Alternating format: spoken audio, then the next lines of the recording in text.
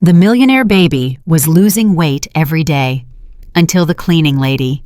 Sophia Sterling held the bottle over the crib, her hand steady, her eyes empty of any warmth. She looked down at her 6-month-old daughter and smiled. It was not the smile of a loving mother. It was the smile of someone who had already won. "Mommy needs you to be sick just a little longer, sweetheart," she whispered. "The cameras are coming tomorrow. You want to help Mommy, don't you? Of course you do." She poured the white powder into the formula. 1 scoop, 2 scoops. She shook the bottle until every grain dissolved into the milk. The baby reached up with tiny hands, trusting innocent hungry. Sophia brought the bottle to Lily's lips. "Drink up, baby girl. Drink it all." And standing in the hallway, frozen in the shadows, Carmen Reyes watched everything. Before we continue this story, I need to ask you something. Where are you watching from right now? What city? What time is it there? Drop a comment below. I love seeing how far these stories travel around the world. And if you want to know what happens next, hit that subscribe button and stay with me until the very end. Because what this cleaning lady discovered and what she did about it will shake you to your core. This is a story about courage, about sacrifice, about one ordinary woman who stood up against impossible odds to save a child who could not save herself. Now let me take you back to the beginning. Carmen Reyes had spent her entire life learning how to be invisible. 45 years on this earth, 22 of them in America, and she had mastered the art of disappearing in plain sight. Rich people did not see the help. They looked right through you like you were made of glass, like you were just another piece of furniture in their expensive homes. And most of the time, Carmen was grateful for that. Being invisible meant she could do her job quietly, collect her paycheck, and go home to her daughter. Being invisible meant survival. But being invisible also meant she saw things. Things that people did not bother to hide when they thought no one important was watching. Things that would keep her awake at night. Things that would change her life forever. The Sterling mansion sat on a cliff overlooking the Pacific Ocean in Malibu, California. $25 million of glass and marble and imported Italian tile. Carmen had cleaned a lot of wealthy homes during her years in America, but this one was different from the first moment she walked through the door. Something about the air felt wrong. Something about the silence felt heavy, like the house itself was holding its breath, waiting for something terrible to happen. 3 months ago, Carmen had stood in the kitchen of this very mansion, meeting her new employer for the first time. Sophia Sterling had floated down the stairs in a white silk robe, her blonde hair cascading over her shoulders like a shampoo commercial, her face so perfect it hardly looked real. She had stopped at the bottom of the stairs and looked at Carmen the way someone might look at a new appliance. "You're the new cleaning woman?" Sophia had asked. "Yes, ma'am. Carmen Reyes." "Maria. Good." Sophia had not even tried to get her name right. "The agency told you about my expectations." "Yes, ma'am. Bathrooms twice daily, everything sanitized. The baby has health issues." Sophia's face had softened then just slightly. She pressed a hand to her chest. "My daughter Lily is... she's struggling. The doctors don't know what's wrong with her. It's been the hardest thing I've ever been through." Her voice cracked beautifully. "I need everything to be clean, sterile. I can't risk her getting any sicker than she already is." "I understand, ma'am. I will take very good care of the house." "I'm sure you will, Maria." Sophia had already turned away, climbing back up the stairs. "My husband Michael works long hours. You probably won't see him much. I work from home, so I'm always here. Don't bother me when I'm filming, and don't go into the master bathroom without permission." "Yes, ma'am." And that had been it. Carmen's introduction to the Sterling family. A 60-second conversation that told her everything she needed to know about her place in this house. She was the help. She was invisible. She was nothing. But Carmen had been nothing her whole life. She knew how to handle it. The first 2 weeks at the Sterling mansion passed without incident.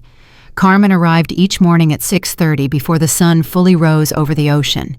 She cleaned the kitchen first, then the living areas, then worked her way upstairs to the bedrooms and bathrooms. She was thorough and quiet and fast. She stayed out of the way. During those first weeks, she caught glimpses of the family. Michael Sterling was a tall man with tired eyes and an expensive watch. He left for work before 7 each morning and rarely returned before 9 at night. When he was home, he was always on his phone, always distracted, always somewhere else in his mind. "How's my girl?" Carmen heard him ask Sophia one evening passing through the living room where his wife was scrolling through her phone. "Which one?" Sophia had replied without looking up. "Me or the baby?" "Lily. How's Lily?" "The same. Getting worse, maybe. I have her on a new formula the doctor recommended." Michael had rubbed his eyes. "Maybe we should take her to that specialist in San Francisco, the one Dr. Morrison mentioned." "I already made an appointment. Next month." "Next month, Sophia, if she's getting worse." "Michael." Sophia's voice had gone sharp. "I am with her every single day. I know what she needs better than anyone. The San Francisco doctor is booked. Next month is the soonest they could see her. Do you want me to fly to San Francisco and beg them to see her sooner? Because I will. I will do anything for our daughter." Michael had backed down. Of course he had. "I know you will. I'm sorry. I just worry. We all worry." Sophia's voice softened. She reached out and touched his hand. "But I've got this. Trust me. I trust you."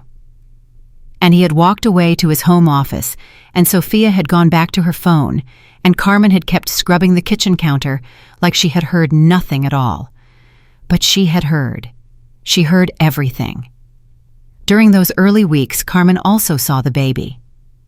Lily Sterling was kept in a nursery on the second floor, a beautiful room painted soft pink with a crib that cost more than Carmen's car. The first time Carmen saw Lily, her heart had melted. The baby was beautiful. Round cheeks, bright eyes, a full head of dark hair. She was alert and curious, her tiny hands reaching up toward the mobile that hung above her crib. When Carmen leaned over to look at her, Lily had smiled, a real smile, gummy and pure. "She is precious," Carmen had said without thinking. The nanny, a young woman named Jessica, had nodded. "She really is. Happiest baby I've ever worked with. Always smiling, always laughing." "Mrs. Sterling said she is sick." Jessica's smile had faltered. Yes, she has some feeding issues. Nothing too serious yet, but they're monitoring her." "Poor little thing." "Mrs. Sterling is very devoted," Jessica said carefully. "She spends hours with Lily every day. She's very involved." Something about the way Jessica said those words stuck with Carmen. Very involved. It sounded like a compliment. But there was something underneath it, something that sounded almost like a warning. Carmen did not think much of it at the time. She had a job to do. But then in the third week, everything started to change. Carmen was dusting the hallway outside the master bedroom when she heard Sophia's voice. She was on the phone and she was crying. "I don't know what to do anymore," Sophia sobbed. "She won't eat. She's losing weight. The doctors keep running tests, but they can't find anything wrong. What if they never find out? What if my baby what if I lose her?" Carmen's heart ached. She had been a mother for 16 years. She knew that fear, the terror of watching your child suffer and being helpless to stop it. She finished dusting and moved on, giving Sophia her privacy. That afternoon, Carmen passed by the nursery and heard Lily crying. It was not the strong, demanding cry she had heard during her first week. This cry was weaker, tired. Jessica, the nanny, was trying to feed Lily a bottle, but the baby kept turning her head away. "Come on, sweetheart," Jessica cooed. "Just a little bit. You need to eat." Lily whimpered and pushed the bottle away with her tiny hand. Carmen felt a chill run down her spine. This was not the same baby she had seen 2 weeks ago. This baby looked smaller, paler. Her bright eyes had dimmed. "Is she okay?" Carmen asked from the doorway. Jessica looked up. Her face was drawn with worry. "I don't know. She barely ate anything yesterday. Mrs. Sterling is taking her to see another specialist tomorrow." "Another one?" "The third this month." Jessica lowered her voice. "Between you and me, I'm getting scared. I've worked with a lot of babies. I've never seen one go downhill this fast." Carmen nodded and moved on, but the image of Lily's pale face stayed with her all day, all night, into the next morning.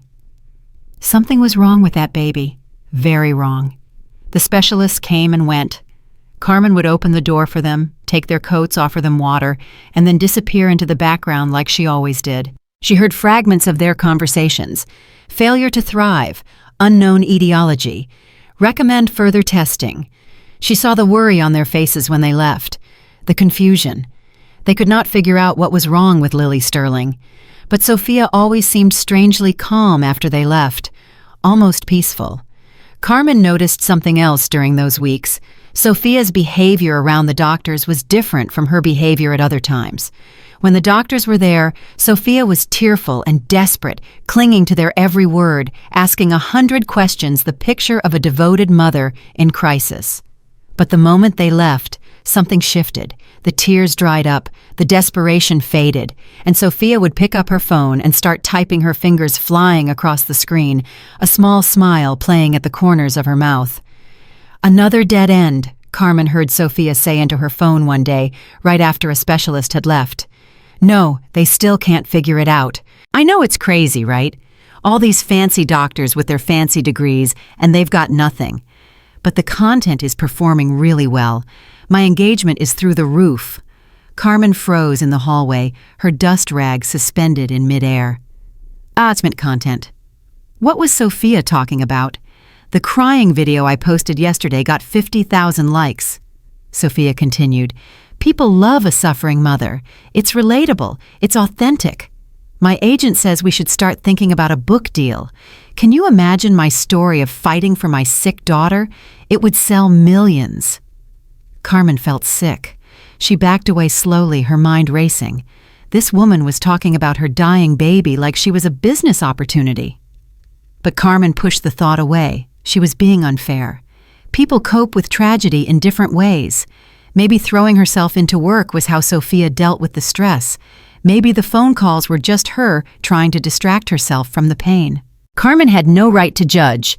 Then came the first bottle. It was a Tuesday morning just after 7.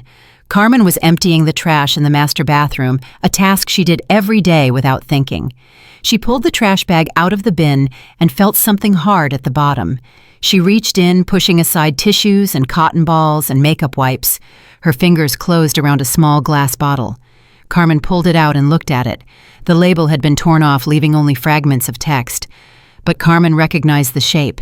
She had seen bottles like this before, years ago in Mexico, when her mother was very sick. Syrup of ipecac, a medicine that makes you vomit, that empties your stomach completely. Carmen stood there for a long moment, the bottle in her hand, her mind refusing to process what she was seeing. Why would Sophia Sterling have this? Why would she hide it in the trash? Maybe it was hers, Carmen thought. Maybe she had food poisoning. Maybe she was doing one of those cleanses that rich women were always doing. But even as she thought it, she knew it did not make sense. Sophia was thin as a rail and obsessed with her appearance. She did not need to lose weight, and she certainly did not seem sick. Carmen's hands began to shake. She put the bottle back in the trash exactly where she found it.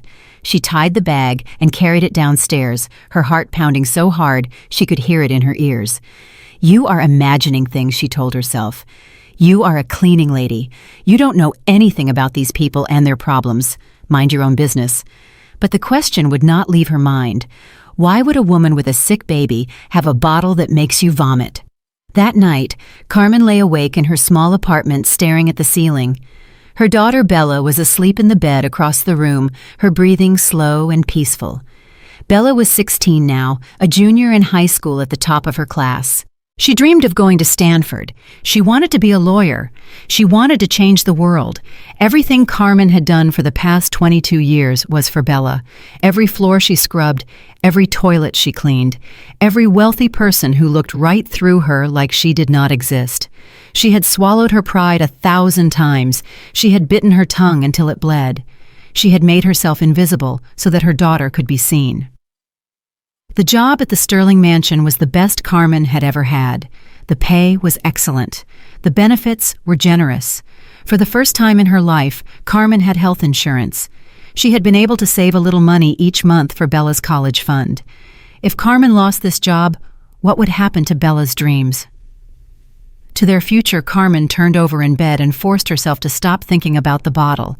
She was making something out of nothing. She needed to mind her own business and keep her head down. But 2 days later, she found another bottle. This time it was hidden under the sink in the guest bathroom, pushed behind cleaning supplies that no one ever used. Carmen only found it because she was reorganizing the cabinet, trying to make more space.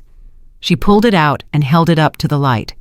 It was smaller than the first bottle, with a different shape. Part of the label was still attached. Diphenhydramine. Carmen did not know that word, but she knew it was medicine. The warning labels on the side told her it was strong, the kind of thing you did not give to a baby. 1 bottle could be an accident. 2 bottles was a pattern. Carmen heard footsteps in the hallway. She shoved the bottle back and closed the cabinet just as Sophia appeared in the doorway. "Maria, what are you doing in here?"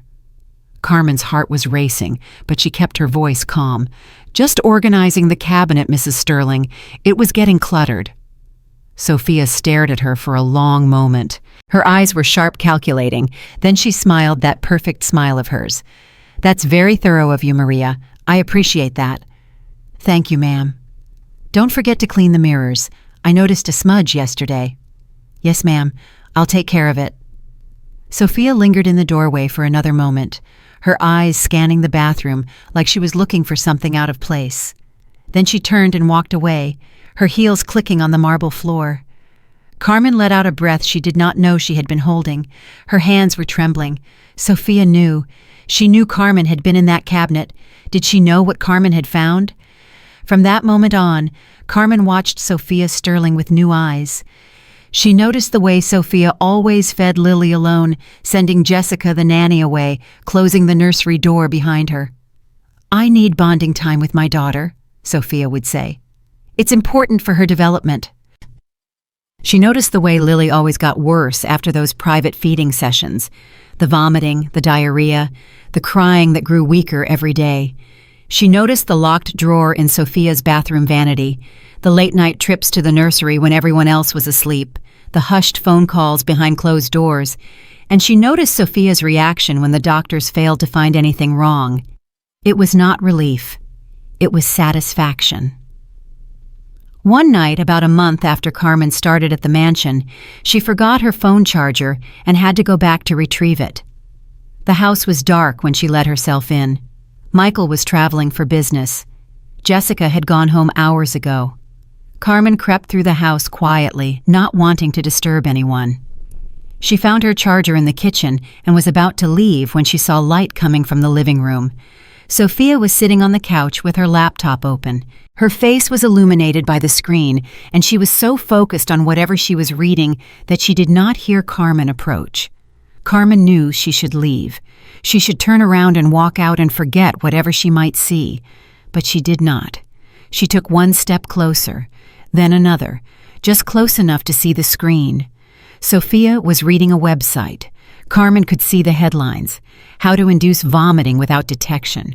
Symptoms that baffle doctors. Munchausen syndrome by proxy. The mothers who make their children sick. Carmen's blood turned to ice. Sophia suddenly looked up. Carmen ducked behind the doorway, pressing herself against the wall, her heart slamming against her ribs. "Hello," Sophia called out. "Is someone there?" Carmen did not breathe, did not move. After a long moment, Sophia laughed softly to herself. "Getting paranoid, Sophia." She closed her laptop and stood up, stretching. Then she turned off the light and headed upstairs. Carmen waited in the darkness for 10 minutes before she dared to move. When she finally crept out of the house, her legs were shaking so badly she could barely walk. She drove home in a daze. When she got to her apartment, she sat in her car for an hour, staring at nothing, trying to make sense of what she had seen. Munchausen syndrome by proxy. Carmen went to the public library the next day. She could not risk searching on her own phone or computer. She sat down at one of the public terminals and typed in the words she had seen on Sophia's screen. What she found made her sick. Munchausen syndrome by proxy was a mental disorder in which a caregiver, usually a mother, deliberately makes someone in their care sick in order to get attention and sympathy. The caregiver appears devoted and loving. They take their victim to countless doctors searching desperately for answers. They document every moment of the illness, often on social media, garnering support and admiration from thousands of strangers. But behind closed doors, they are slowly killing the person they claim to love. The victims are almost always children, babies who cannot speak for themselves, who cannot tell anyone what is happening to them. Carmen read article after article, case after case, mothers who had poisoned their children with eye drops, with salt, with ipecac syrup, with prescription medications crushed into their food. Many of the children died. Carmen closed the browser and sat there for a long time. Her hands were clenched into fists. Her jaw was tight. This was what was happening to Lily Sterling. Carmen was certain of it now.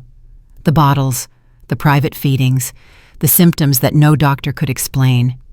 Sophia Sterling was poisoning her own daughter, and she was doing it for attention, for sympathy, for Instagram likes and magazine interviews and book deals. Carmen felt rage building in her chest, pure white-hot rage, but the rage was quickly followed by fear. What was she supposed to do? She was nobody, a cleaning lady, an immigrant. She had no power, no connections, no money. Her word against Sophia Sterling's was no contest at all. Sophia had 2 million followers who thought she was a saint. She had lawyers. She had friends in high places. She had a story that everyone believed. Carmen had nothing but her suspicions, and 2 bottles hidden in the trash. If she went to the police, would they believe her? If she told Michael Sterling, would he take her word over his wife's? If she called Child Protective Services, would they actually protect Lily? Or would Sophia's lawyers shut everything down and have Carmen deported for her trouble? Carmen thought about Bella, about Stanford, about the future she had sacrificed everything to build. And then she thought about Lily, about those tired eyes, that weak cry, that tiny body disappearing a little more each day. Carmen made a decision. She was not ready to speak up, not yet. She did not have enough evidence. She needed more. She needed something undeniable, something that could not be explained away or covered up. She would watch. She would document. She would gather proof. And when she had enough, she would find a way to save that baby. The next day, Carmen bought a small notebook from the dollar store. She kept it hidden in her cleaning supplies, tucked between bottles of bleach and window cleaner. Every day, she wrote down what she observed. Monday, October 21st. Sophia fed Lily alone at 11 a.m. Baby vomiting by 2 p.m. Sophia filmed crying video about how hard it is to watch her daughter suffer. Tuesday, October 22nd.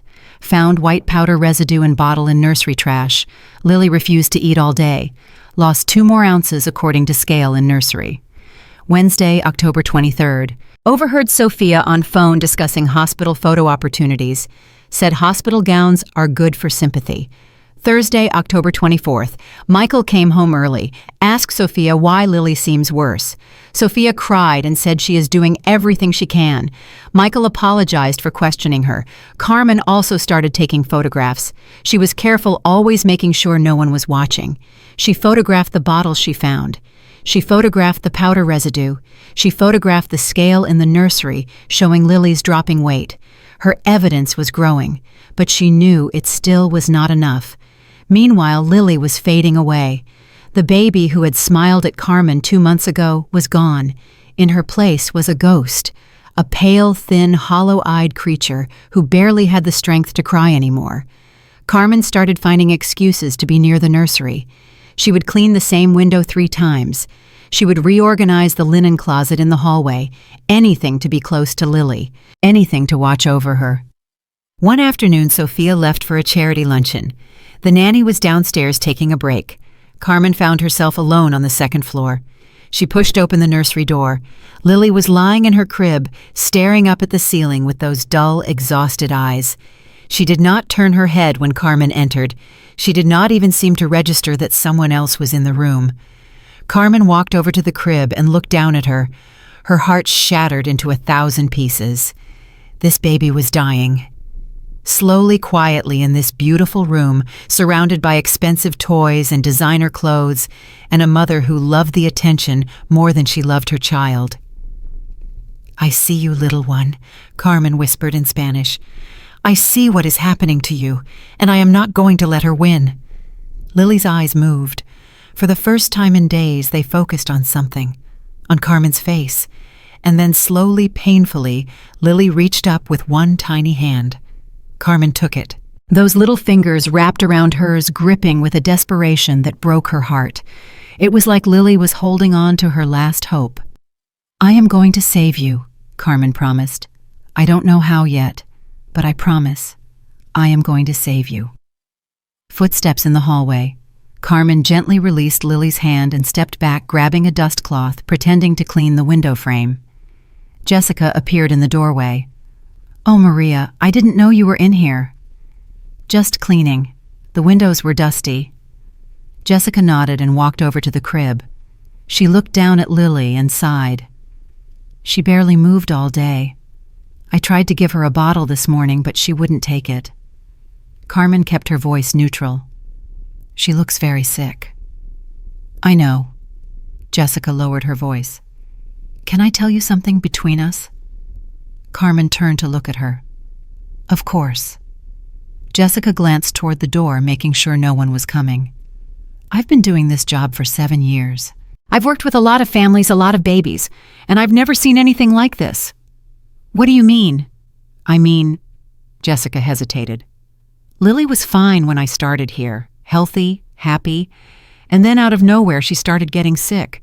The doctors can't find anything wrong.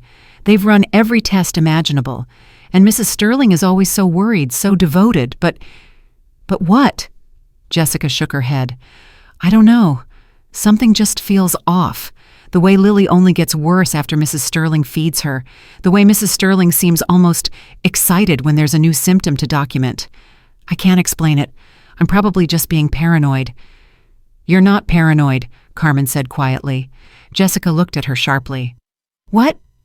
Carmen caught herself. She had said too much. I just mean, you know the baby better than anyone. If you feel something is wrong, you should trust that feeling. Jessica stared at her for a long moment. Something passed between them. An understanding, a shared suspicion that neither of them was brave enough to name. I should get back to work, Jessica finally said. Mrs. Sterling will be home soon. She left the nursery, and Carmen stood there alone, her mind racing. She was not the only one who had noticed. Jessica had seen it too. Maybe others had seen it as well. But no one was speaking up. Because Sophia Sterling was rich and beautiful and beloved. Because no one wanted to believe a mother could do this to her own child. Because the truth was too horrific to accept. Carmen understood. She had spent weeks denying it herself. But she could not deny it anymore. That night, Carmen sat at her kitchen table, long after Bella had gone to sleep. She looked at her notebook, at the pages filled with dates and observations and photographs. It was not enough. She needed more. She needed Sophia's own words. The next morning, Carmen arrived at the mansion with her phone fully charged and hidden in her apron pocket. She set it to record audio at the touch of a button. For 3 days, she recorded nothing useful. Sophia was careful. She made her phone calls behind closed doors. She spoke in code when others were around. But on the 4th day, Carmen got lucky. She was cleaning the hallway outside the master bedroom when she heard Sophia's voice. She was on the phone speaking in low, excited tones. The door was slightly ajar.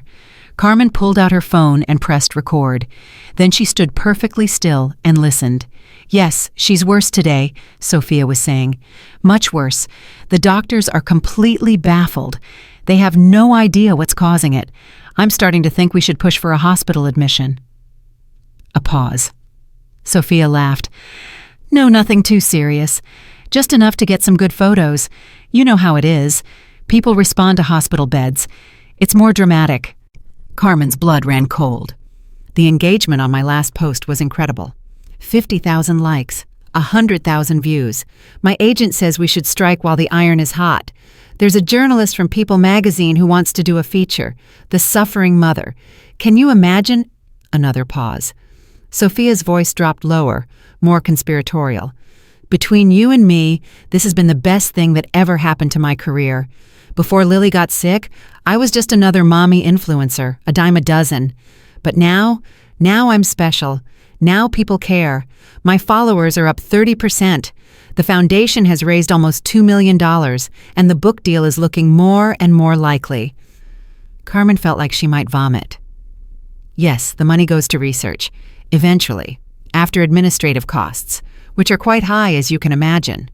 Running a charitable foundation is expensive. Sophia laughed again. But that's not the point. The point is the platform, the reach, the impact. And little Lily is giving me all of that. Carmen heard footsteps approaching the bedroom door. She quickly moved away, pretending to dust a picture frame further down the hall. Sophia emerged from the bedroom, her phone still pressed to her ear. She glanced at Carmen without really seeing her. I have to go. The cleaning woman is lurking. Talk soon. She ended the call and looked at Carmen with those cold, beautiful eyes. Maria, did you need something? No, ma'am. Just cleaning. The master bathroom needs attention. There's a smudge on the mirror. Yes, ma'am. Sophia walked away, her heels clicking on the marble floor. Carmen stood there, her phone heavy in her pocket. Heavy with evidence. Heavy with the truth. She had it now. Sophia's own voice talking about her daughter's illness like it was a marketing opportunity. Talking about hospital admissions for better photos. Talking about book deals and foundation money and her career. This was proof. Real proof. But even as relief flooded through her, fear followed close behind. Carmen had the evidence. But what was she supposed to do with it? Who could she tell? Who would believe her? And what would Sophia do if she found out Carmen thought about Bella, about Stanford, about everything she had worked so hard to build?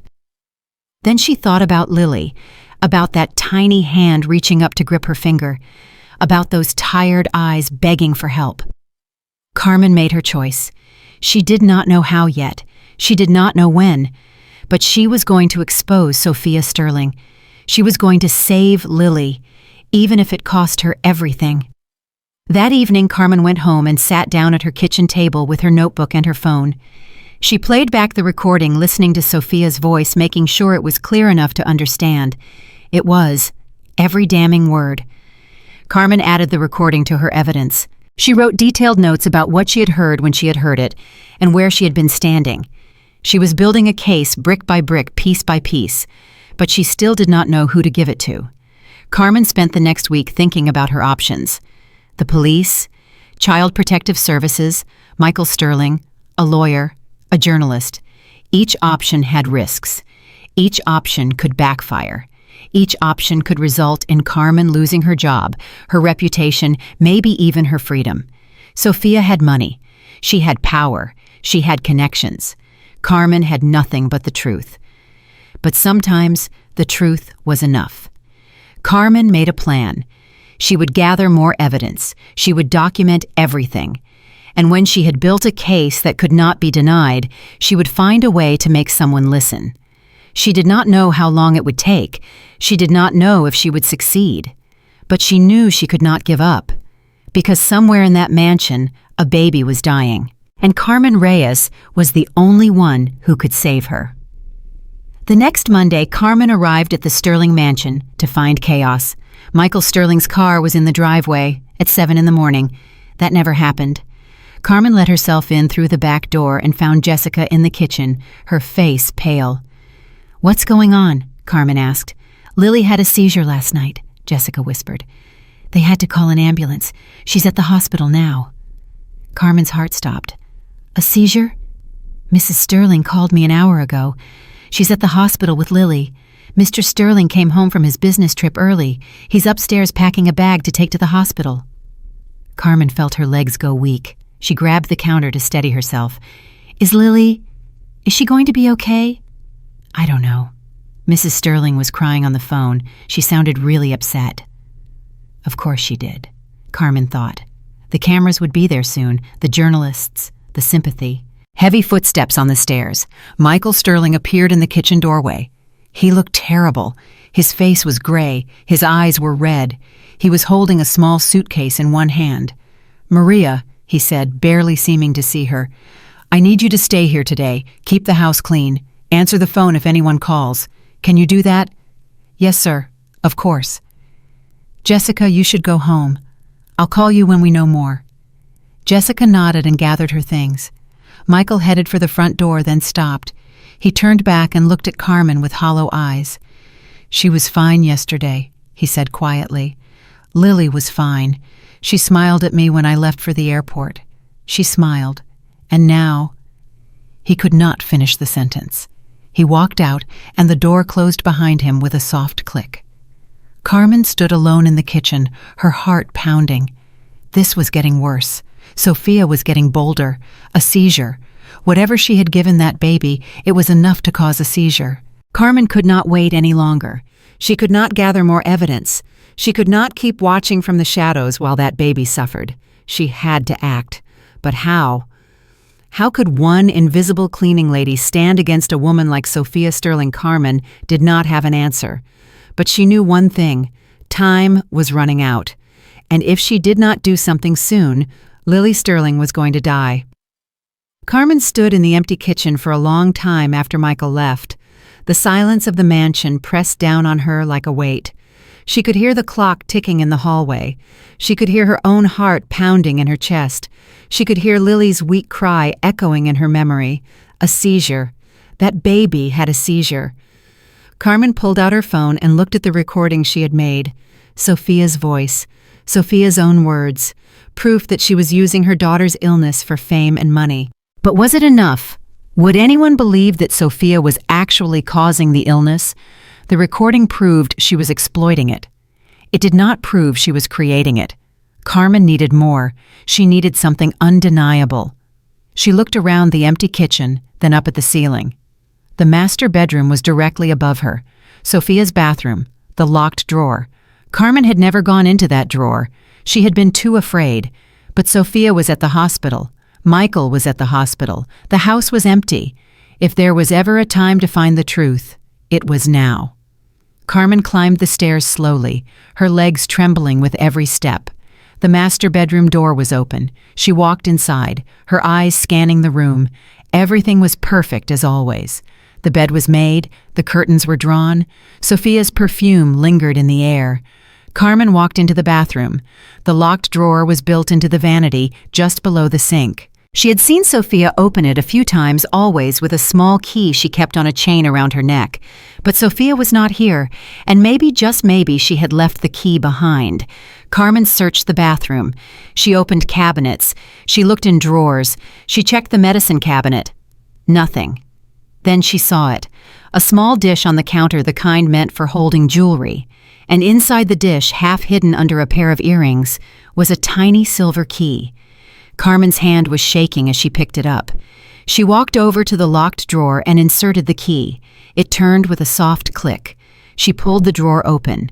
What she saw inside made her stomach turn. Bottles. Dozens of them. Small glass bottles with labels torn off or scratched out. Pill bottles, powder packets, syringes, and underneath them all, a notebook.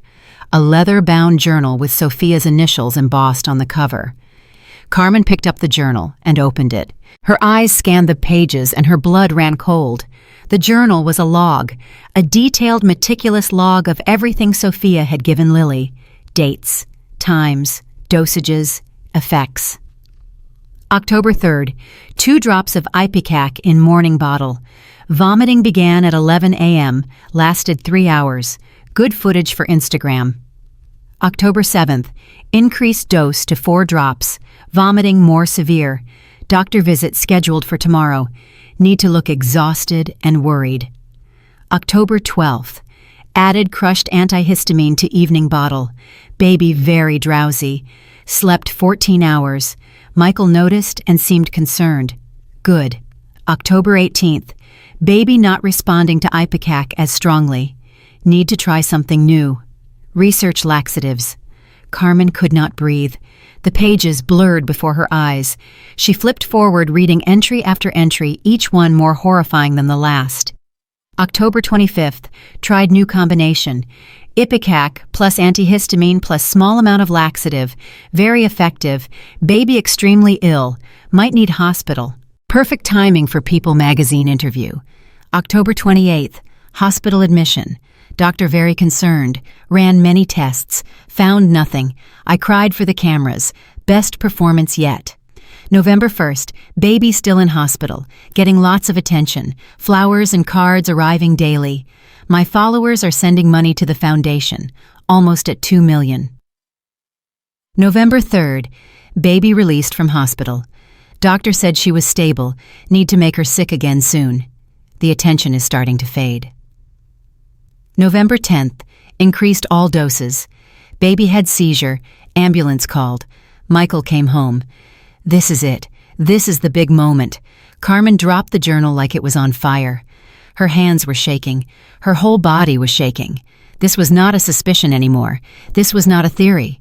This was proof, written in Sophia's own hand. A confession. Sophia Sterling had been poisoning her daughter for months, deliberately, systematically, and she had documented every single moment of it. Carmen grabbed her phone and took pictures, page after page after page. She photographed the bottles, the syringes, everything in the drawer. Then she put everything back exactly as she had found it. She locked the drawer. She returned the key to the dish, and she walked out of that bathroom with enough evidence to put Sophia Sterling in prison for the rest of her life. Carmen went downstairs and sat in the kitchen. Her hands would not stop shaking. She felt like she might throw up. She had the proof. Finally, after weeks of watching and waiting and gathering evidence, she had everything she needed. But now what? She could not go to Sophia. That was obvious. She could not go to Michael. He was at the hospital with his wife watching their daughter fight for her life, completely unaware that the woman beside him was the one who had put her there. The police. Carmen had to go to the police. But the thought filled her with terror. She was a cleaning lady, an immigrant. She had no power, no connections, no credibility. The police would ask her questions. They would want to know how she had gotten into Sophia's locked drawer. They would want to know why she had been snooping through her employer's private belongings. Sophia's lawyers would tear her apart. They would say she was a thief, a liar, a disgruntled employee trying to extort money from a wealthy family. And what about Bella? What about Stanford? What about everything Carmen had worked so hard to build? Carmen put her head in her hands and tried to think. She could not do this alone. She needed help. She needed someone who would believe her, who would stand by her, who would help her navigate the system. But who Carmen thought about Jessica the nanny? Jessica had noticed something wrong. She had said so herself. Maybe she would be willing to speak up to add her voice to Carmen's. Carmen pulled out her phone and scrolled through her contacts. She did not have Jessica's personal number, but she remembered seeing it written on a notepad in the kitchen. Emergency contacts. She found the notepad and dialed the number. It rang 3 times before Jessica answered. "Hello? Jessica, it's Maria, the cleaning lady from the Sterling house." There was a pause. "Maria? Is everything okay? Did something happen at the house? I need to talk to you, in person. It's important." "I'm at home. What's this about?" Carmen hesitated. She did not want to say too much over the phone. "It's about Lily, about what's been happening to her." Another pause. Longer this time. "What do you mean?" "You said something to me a few weeks ago. You said something felt off. That Lily only got worse after Mrs. Sterling fed her. Do you remember?" Jessica's voice dropped to a whisper. "I remember. I know what's happening. I have proof, but I need your help." The line was silent for so long that Carmen thought the call had dropped. Then Jessica spoke, her voice barely audible. "Can you come to my apartment? I'll text you the address. I'll be there in an hour." Carmen ended the call and looked around the empty mansion. She was about to do something that could not be undone. She was about to expose one of the most beloved women in America. She was about to risk everything she had. But somewhere in a hospital bed, a baby was fighting for her life. A baby who had no one else to fight for her. Carmen grabbed her purse and walked out the door. Jessica's apartment was small and cluttered, filled with toys and children's books from her years as a nanny. She opened the door and looked at Carmen with wide, frightened eyes. "Come in, quickly." Carmen stepped inside, and Jessica closed the door behind her. They stood in the tiny living room facing each other. "What proof?" Jessica asked. "What are you talking about?" Carmen pulled out her phone and handed it to Jessica. "Look at the pictures, all of them." Jessica scrolled through the photographs, her face growing paler with each image. The bottles, The syringes, the journal entries, Sophia's handwritten confession. By the time she finished, Jessica's hands were shaking as badly as Carmen's. "Oh my God," Jessica whispered. "Oh my God, all this time she's been poisoning her." "Yes." Jessica looked up at Carmen with tears in her eyes. "I knew something was wrong. I knew it, but I never imagined." "No one did. That's how she got away with it." Jessica handed the phone back to Carmen and sat down heavily on the couch. "What do we do? We have to tell someone. The police, Mr. Sterling, someone." "I know, but I'm scared. If I go to the police by myself, they might not believe me. Sophia has lawyers, she has money, she could destroy me." "She could destroy both of us," Jessica said quietly. Carmen sat down beside her. "That's why I came to you. I can't do this alone. But if we go together, if we both tell the same story, they'll have to listen." Jessica stared at the floor for a long moment. Carmen could see the fear in her eyes, the same fear that had kept Carmen silent for weeks. "I have a daughter," Jessica said finally. "She's 8 years old. Her father left us 2 years ago. This job is all I have." "I have a daughter too. She's 16. She wants to go to Stanford. Everything I do is for her." Jessica looked at Carmen. "Then why are you risking it all? Why don't you just walk away and forget what you saw?" Carmen thought about the question. It was the same question she had asked herself 100 times. "Because I looked into that baby's eyes," Carmen said slowly, "and she looked back at me, like I was the only person in the world who could save her, like she was begging me to help." Tears rolled down Carmen's cheeks. She did not bother to wipe them away. "I have spent my whole life being invisible, doing what I was told, keeping my head down, and most of the time that was the right thing to do. But not this time. This time staying silent means watching a child die." Jessica was crying now too. "I see her face every time I close my eyes. That poor little baby. She was so happy when I first started, so healthy. And I watched her get sicker and sicker, and I didn't do anything. I didn't say anything." "You're saying something now. That's what matters." Jessica wiped her eyes and took a deep breath. Okay, I'll do it. I'll go to the police with you." Carmen felt a wave of relief wash over her. She was not alone anymore. "There's something else," Carmen said. "I recorded Mrs. Sterling on the phone. She was talking about the hospital admission like it was a publicity stunt, talking about photographers and book deals. You recorded her. On my phone, her own voice, her own words." Jessica shook her head in disbelief. "Maria, do you understand what you've done? You've built a case against her. A real case." "I just did what I had to do." Jessica reached over and took Carmen's hand. "You're the bravest person I've ever met." Carmen shook her head. "I'm not brave. I'm terrified. But some things are more important than fear." They sat together for a few more minutes, gathering their courage. Then Jessica stood up. "Let me get my coat. We should go to the police station now before we lose our nerve." Carmen nodded. "Yes, now." They walked out of Jessica's apartment and got into Carmen's old car. The drive to the police station took 15 minutes. Neither of them spoke. There was nothing left to say. When they arrived at the station, Carmen parked the car and sat for a moment staring at the building. "This is it," she said. "Once we walk through those doors, there's no going back." "I know," Jessica said. "Sophia will come after us. She'll use everything she has, her money, her lawyers, her army of followers." "I know." Carmen turned to look at Jessica. "Are you sure you want to do this?" Jessica met her eyes. "I'm sure. That baby needs us. Let's go." They got out of the car and walked toward the police station. The doors loomed ahead of them, heavy and imposing. Carmen's legs felt like lead. Her heart was pounding so hard she could barely breathe, but she kept walking, one step at a time, toward the truth. Inside the station was bright and noisy. Officers walked back and forth, phones rang, people sat in plastic chairs waiting. Carmen walked up to the front desk.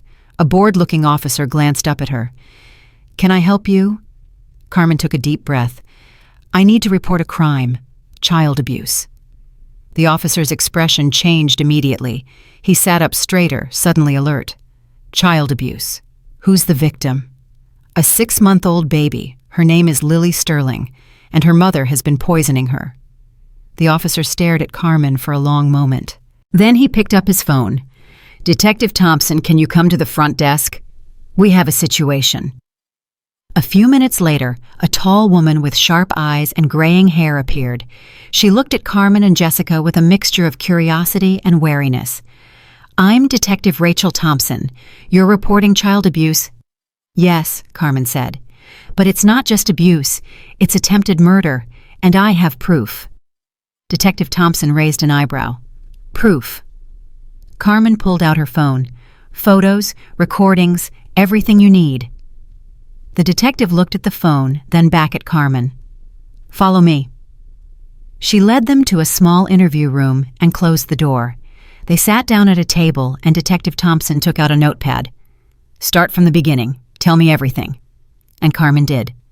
She told the detective about her first day at the Sterling mansion, about Lily's sudden illness, about the bottles in the trash, about the searches on Sophia's computer, about the locked drawer and the journal full of poison logs, about the recording of Sophia talking about hospital photos and book deals.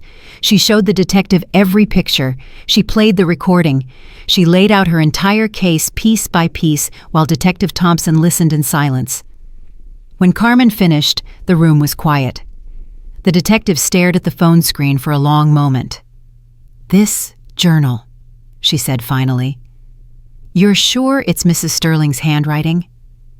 "I've seen her write notes before. It's the same handwriting."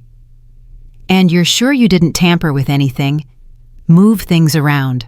Alter the evidence in any way?" "I took pictures and put everything back exactly where I found it. I didn't touch anything more than I had to." Detective Thompson nodded slowly. She turned to Jessica. "What about you? What did you see?" Jessica told her story. The healthy baby who got sicker and sicker, the private feedings, the symptoms that appeared out of nowhere and vanished just as mysteriously, the feeling that something was terribly wrong even though she could not explain it. "I should have said something sooner," Jessica said, her voice breaking. "I knew. In my gut I knew. But I didn't want to believe it. No one wants to believe a mother would do that to her own child." Detective Thompson leaned back in her chair. Her expression was unreadable. "Do you understand what you're accusing this woman of? Sophia Sterling is famous. She has millions of followers. She runs a charitable foundation. She's been on magazine covers." "I know who she is," Carmen said quietly. "I also know what she's done. If you're wrong about this, she will destroy you. Her lawyers will come after you for defamation, for invasion of privacy, for everything they can think of. I'm not wrong. The proof is right there on my phone." Detective Thompson studied Carmen for a long moment. Then something shifted in her eyes, something like respect. "I believe you," she said finally, "and I'm going to help you." Carmen felt tears spring to her eyes. "You believe me? I've been a detective for 25 years. I've seen cases like this before, Munchausen by proxy. It's rare, but it happens, and the mothers who do it are always the last ones you'd suspect. They're charming, devoted. Everyone loves them." She picked up Carmen's phone and scrolled through the pictures again. "This journal is a gold mine. Her own words, her own handwriting. No lawyer in the world can explain this away." "What happens now?" Jessica asked. "Now we get a warrant. We seize that drawer and everything in it. We send the bottles to the lab for analysis, and we get the baby's medical records to compare with the journal entries." "And Sophia?" Carmen asked. "What happens to her?" Detective Thompson's jaw tightened. "If this evidence holds up, and I believe it will, Sophia Sterling is going to prison for a very long time." Carmen closed her eyes and felt something loosen in her chest. The weight she had been carrying for weeks, the fear and the doubt and the terrible burden of knowing it was finally lifting. "There's one more thing," Detective Thompson said. "The baby is still in the hospital, still with her mother. If Mrs. Sterling realizes she's under investigation, she might try something desperate." Carmen's blood ran cold. You think she would hurt Lily again while she's in the hospital?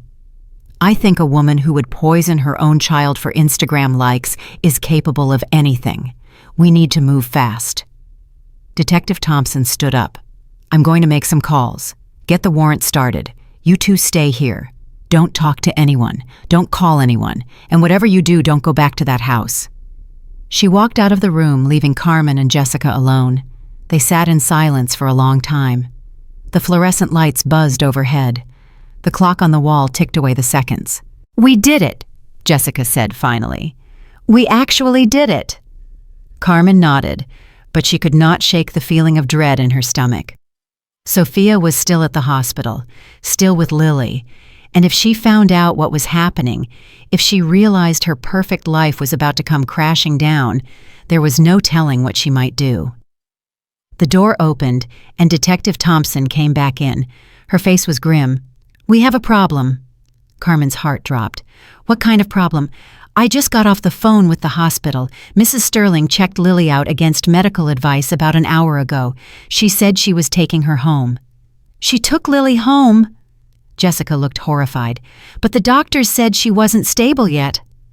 Apparently Mrs. Sterling insisted, said she wanted her daughter to recover in familiar surroundings.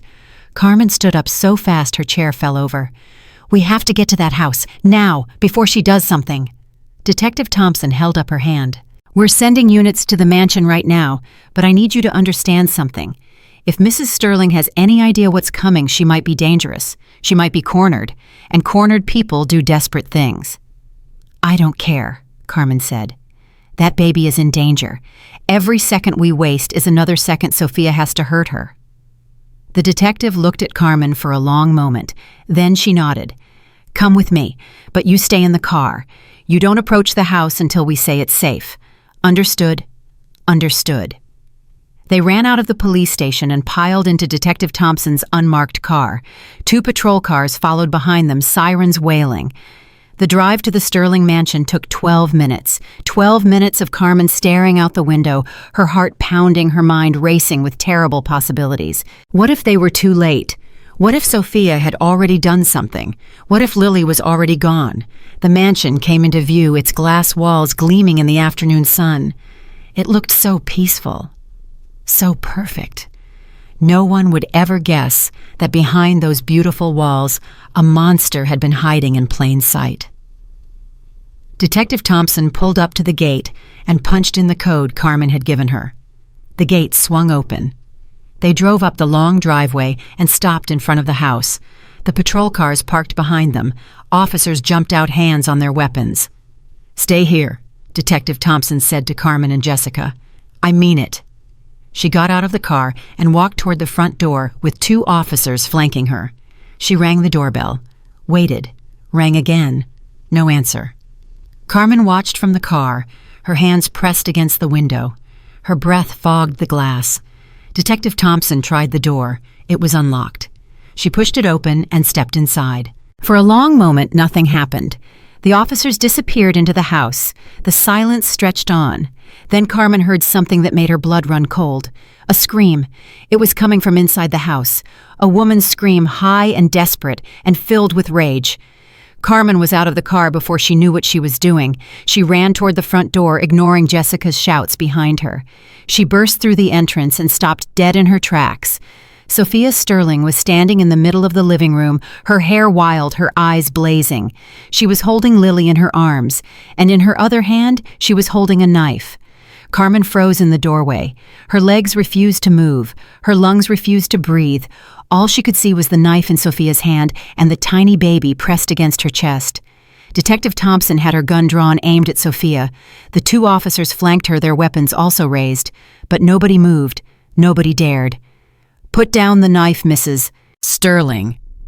Detective Thompson said, her voice calm and steady. No one needs to get hurt here? Sophia laughed. It was a terrible sound, high and broken, and nothing like the musical laugh she used in her Instagram videos. Her eyes were wild, darting around the room like a trapped animal. Get hurt. Sophia's voice cracked. You think I would hurt my own daughter? I love her. I love her more than anything in the world. Then put down the knife and let us help you. Help me. Sophia took a step backward, clutching Lily tighter. The baby whimpered weakly. You're not here to help me. You're here to take her away. You're here to destroy everything I've built. Carmen found her voice. It came out as barely a whisper. Mrs. Sterling, please, put Lily down. Sophia's head snapped toward Carmen. Recognition flooded her face, followed immediately by fury. You, Sophia hissed. This is your fault. You did this. I knew there was something wrong with you from the first day. Always watching, always lurking. I should have fired you months ago. I was trying to save your daughter. Save her! Save her! From what? From her own mother. Sophia's laugh turned into a sob. I am the only one who loves her, the only one who understands her. Michael doesn't care. He's never here. The nannies come and go. The doctors poke and prod and ask stupid questions. But I'm the one who's there every day, every night, every moment. You're the one making her sick, Carmen said. The words hung in the air like a verdict. Sophia's face contorted. I'm not making her sick. She is sick. Something is wrong with her and no one will listen to me. No one believes me. So I had to make them see. I had to make them understand. By poisoning her, by giving her ipecac and antihistamines and laxatives. The color drained from Sophia's face. How do you know about that? I found your journal.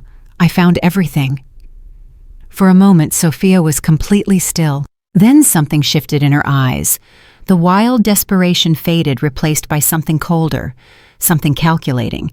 So you went through my things, Sophia said quietly. You broke into my private drawer and stole my personal belongings. That's against the law, Maria, or whatever your real name is. My name is Carmen, and what you did to your daughter is also against the law. I didn't do anything. I was documenting her symptoms, tracking her illness. That's what a good mother does. Detective Thompson stepped forward slowly. Mrs. Sterling, we have your journal. We have photos of the medications you've been giving her. We have a recording of you discussing hospital admissions for publicity purposes. It's over. Sophia's mask cracked again. Tears streamed down her face. You don't understand. None of you understand. Do you know what it's like to be invisible, to have everyone look right through you like you don't exist? Carmen felt something twist in her chest. She knew exactly what that felt like. I was nobody before Lily, Sophia continued, her voice breaking. Just another pretty face, another trophy wife.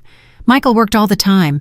He never looked at me, never really saw me, and then Lily was born, and for a while everyone paid attention. But babies grow up. They stop being cute. People stop caring. She looked down at Lily, and for just a second, something like genuine love flickered in her eyes. But when she got sick, everything changed. Suddenly people cared. Suddenly people saw me. Suddenly I mattered. So you kept making her sick, Carmen said softly, to keep the attention. Sophia's face hardened. You wouldn't understand. You're just a cleaning lady. You've never had anything worth losing. I have a daughter. I would die for her. But I would never, ever hurt her. I'm not hurting Lily. I'm giving her a gift. When she grows up, she'll understand. She'll see all the love and support and attention she received. She'll know how much people cared about her. She won't grow up if you keep poisoning her, Detective Thompson said. She had a seizure. Do you understand that she almost died? Something flickered across Sophia's face. Doubt. Fear. But it disappeared as quickly as it came. She's fine. The doctor said she's fine. The doctors don't know what you've been giving her. But they will. We're going to test every bottle in that drawer. We're going to compare her symptoms to your journal entries. And when we're done, everyone will know exactly what you did. Sophia's grip on the knife tightened. No, that's not going to happen. I won't let you destroy me. Carmen took a step forward. The officers tensed. Detective Thompson held up a hand to stop her, but Carmen kept walking, slowly, carefully, one step at a time. What are you doing? Sophia demanded. Stay back. I'm not going to hurt you, Carmen said. I just want to help Lily. Stay away from my daughter. She's scared. She's weak. She needs someone to hold her gently, not someone holding a knife. Sophia looked down at the knife in her hand, like she had forgotten it was there. Her eyes were wet with tears. I would never hurt her, she whispered. Not really. The doses were always small, just enough to make her sick. Never enough to really damage her. But she had a seizure. Something went wrong. Maybe the doses added up. Maybe her little body couldn't take it anymore. That wasn't supposed to happen. Sophia's voice was barely audible. She was just supposed to be a little sick, just enough for people to care. People do care. Michael cares. The doctors care. I care. We all want to help Lily get better, but we can't do that if you won't let her go. Sophia looked at Carmen with red-rimmed eyes. For a moment, she looked like a lost child herself. Confused, afraid, desperate for someone to tell her everything would be okay. If I let her go, I lose everything, Sophia said. My followers, my foundation, my book deal, my marriage, everything I worked for. If you don't let her go, you lose even more. You lose any chance of getting help. You lose any chance of seeing your daughter grow up, even from a distance. Help? Sophia laughed bitterly. You think there's help for someone like me? They'll lock me up and throw away the key. Maybe, but at least Lily will be safe. At least she'll have a chance to live. Isn't that what you want deep down? Don't you want your daughter to live? The question hung in the air. Carmen watched Sophia's face, searching for any sign of the mother she claimed to be, any flicker of genuine love for the child in her arms. And then she saw it, just for a second. A softening around Sophia's eyes, a loosening of her grip on the knife. I do love her, Sophia whispered. I know you don't believe me, but I do. Then prove it. Put down the knife. Let us help her. Sophia stood frozen for what felt like an eternity. The room was silent except for Lily's weak whimpering and the sound of everyone breathing. Then slowly Sophia's hand opened. The knife clattered to the marble floor. Detective Thompson moved instantly. She crossed the room in 3 steps and gently but firmly took Lily from Sophia's arms. She handed the baby to one of the officers. Take her to the ambulance. Get her to the hospital now. The officer rushed out with Lily. Carmen watched him go, her heart aching with relief and fear. Was she okay? Was the damage permanent? Would that little girl ever have a normal life? Sophia did not resist when Detective Thompson pulled her hands behind her back and snapped on the handcuffs. She just stood there empty, staring at the spot where her daughter had been. Sophia Sterling, you are under arrest for child abuse and attempted murder. You have the right to remain silent. Anything you say can and will be used against you in a court of law. Carmen barely heard the words. She sank down onto the nearest chair, her legs finally giving out beneath her. Her whole body was shaking. Her heart was pounding. She felt like she might pass out. Maria, are you okay? It was Jessica. She had come into the house at some point. She was kneeling beside Carmen, her face pale with shock. It's Carmen, Carmen said automatically. My name is Carmen. Carmen, right. Are you okay? I don't know, I think so. Is Lily... They're taking her to the hospital. She's alive. That's what matters. Alive. Yes, that was what mattered. Detective Thompson walked over to them, leaving Sophia in the custody of the other officer. That was incredibly brave, the detective said to Carmen. And incredibly stupid. I told you to stay in the car. I couldn't. I heard the scream. I thought... I know what you thought, but you could have gotten yourself killed, or gotten that baby killed. I'm sorry. Detective Thompson's expression softened. Don't be sorry. You just saved a child's life. If you hadn't gathered all that evidence, if you hadn't come to us, we never would have known what was happening in this house. Carmen looked over at Sophia. She was being led toward the front door, her head down, her blonde hair hanging in tangles around her face. She looked small and broken, and nothing like the perfect, powerful woman Carmen had feared for so long. What's going to happen to her? Carmen asked. She'll be booked and arraigned. Given the evidence, I expect the judge will deny bail. She's a flight risk and a danger to her daughter. Will she go to prison? If convicted, yes. For a long time. Munchausen by proxy cases are taken very seriously, especially when they involve an infant. Carmen nodded slowly. She did not feel any satisfaction, no triumph, just a deep, heavy sadness. "I need to call my daughter," she said. "She doesn't know where I am." "Use the phone in the kitchen. Take your time." Carmen walked to the kitchen on unsteady legs. She picked up the phone and dialed Bella's number. It rang twice before her daughter answered. "Mama, where are you?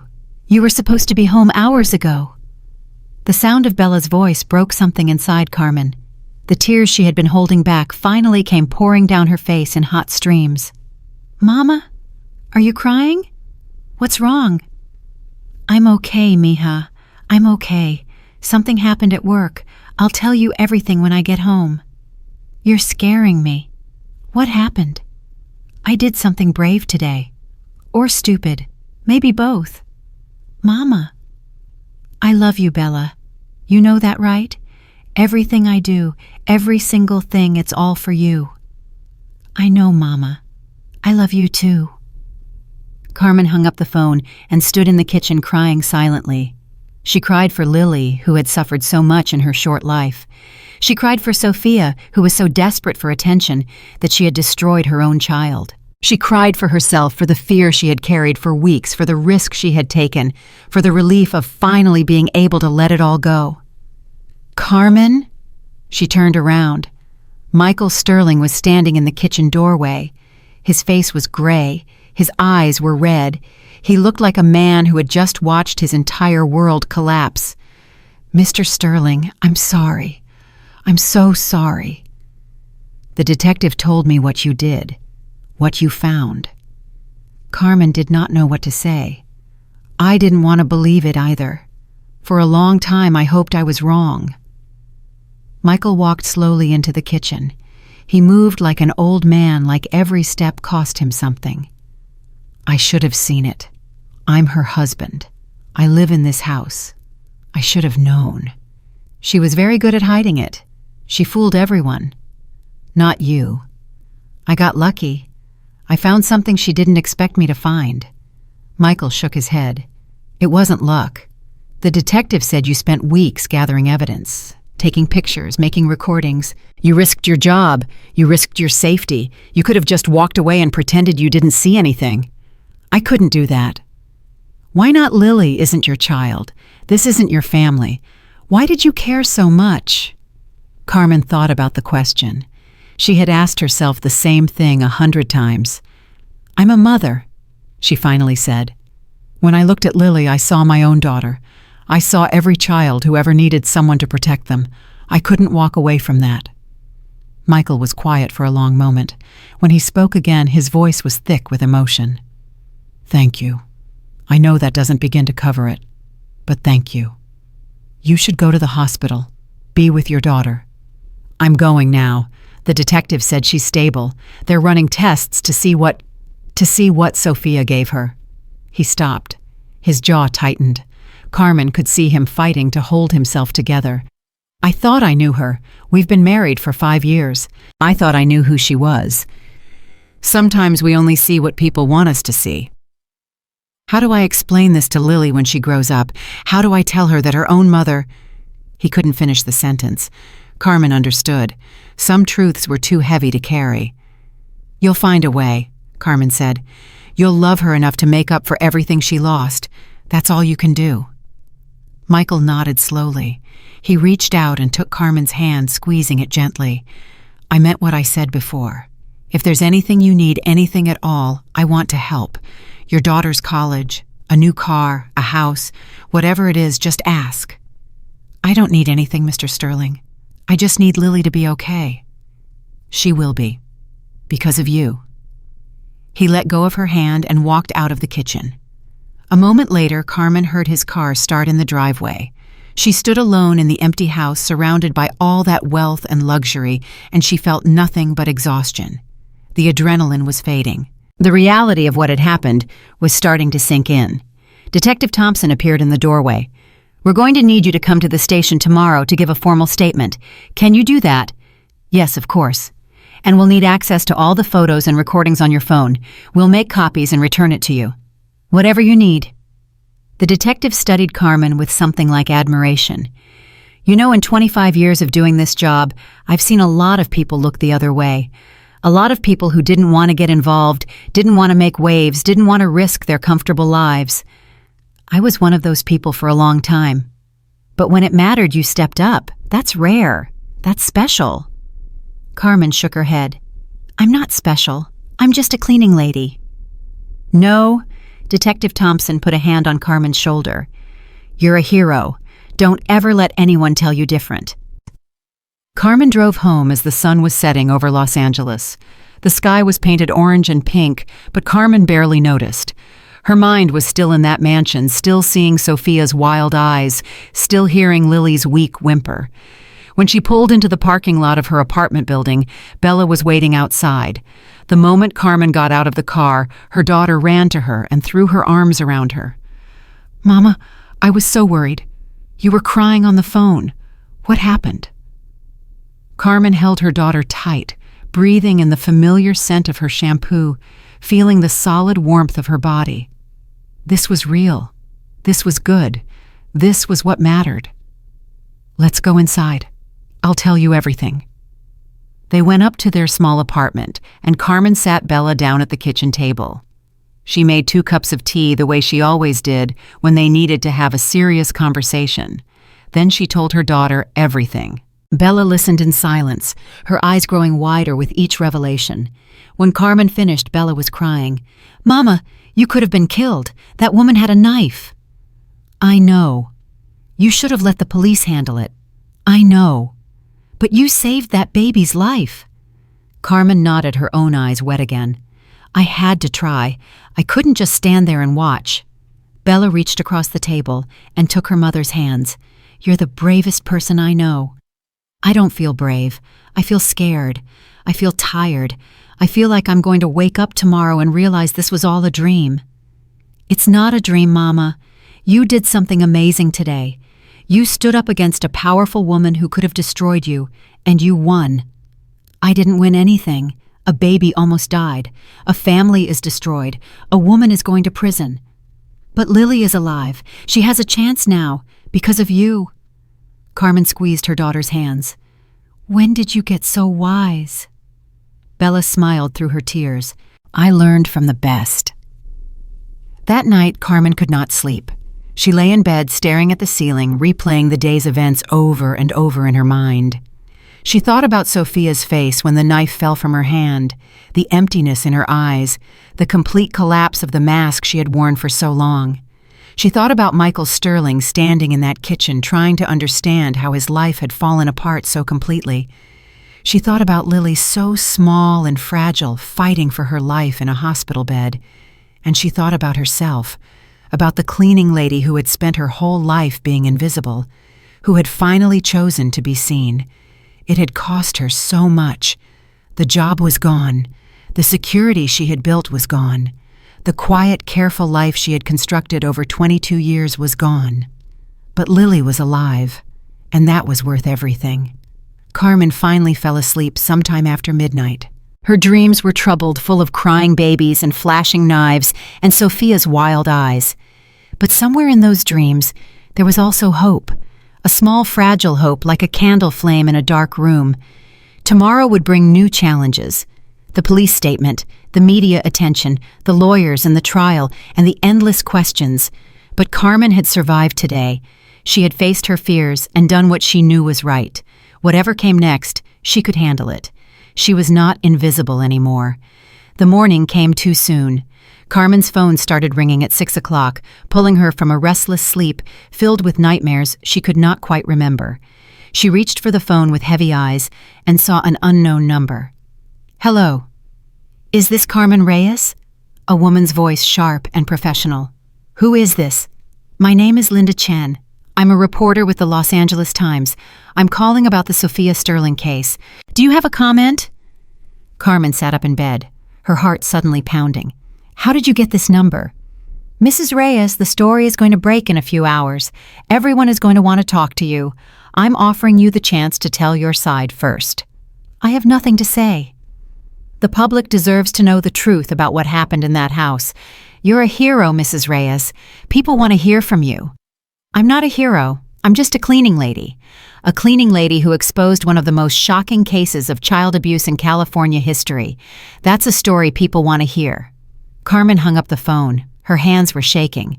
She looked over at Bella, who was stirring in her bed across the room. Mama, who was that? A reporter. They know what happened. Bella sat up, her eyes wide. Already? How? I don't know. But if one reporter knows, they all know. It's going to be everywhere soon. Carmen got out of bed and walked to the window. She pulled back the curtain and looked down at the parking lot. Her stomach dropped. There were 3 news vans parked outside their building. People with cameras and microphones were setting up on the sidewalk. Mama? Bella had come up behind her. She looked out the window and gasped. Oh my God. Stay away from the windows. Don't answer the door. Don't answer any calls from numbers you don't recognize. What are we going to do? Carmen closed the curtain and turned to face her daughter. We're going to get dressed. We're going to have breakfast. And then we're going to go to the police station like Detective Thompson asked. That's all we can do right now. The phone rang again, and again, and again. Carmen turned it off and threw it on the bed. They ate breakfast in silence, both of them too nervous to speak. Through the thin walls of the apartment, Carmen could hear her neighbors talking. She caught fragments of conversation. Did you hear? The cleaning lady. That poor baby. By 8 o'clock, there were 6 news vans outside. Carmen could hear reporters shouting questions at anyone who entered or left the building. We can't go out the front, Bella said. They'll swarm us. There's a back entrance, through the laundry room.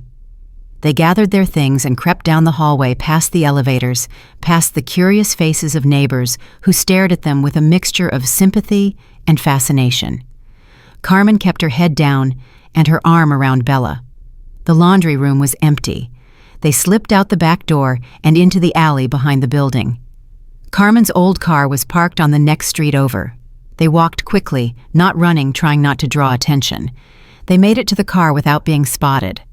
Carmen started the engine with trembling hands and pulled out onto the street. Mama, look! Carmen glanced in the rearview mirror. One of the news vans was following them. Hold on. She turned down a side street, then another, then another. The van fell behind, unable to navigate the narrow residential roads as quickly as Carmen's small car. By the time they reached the police station, they had lost the van completely. Carmen parked in the back lot and sat for a moment trying to catch her breath. This is crazy, Bella said. It's like we're criminals. We're not criminals.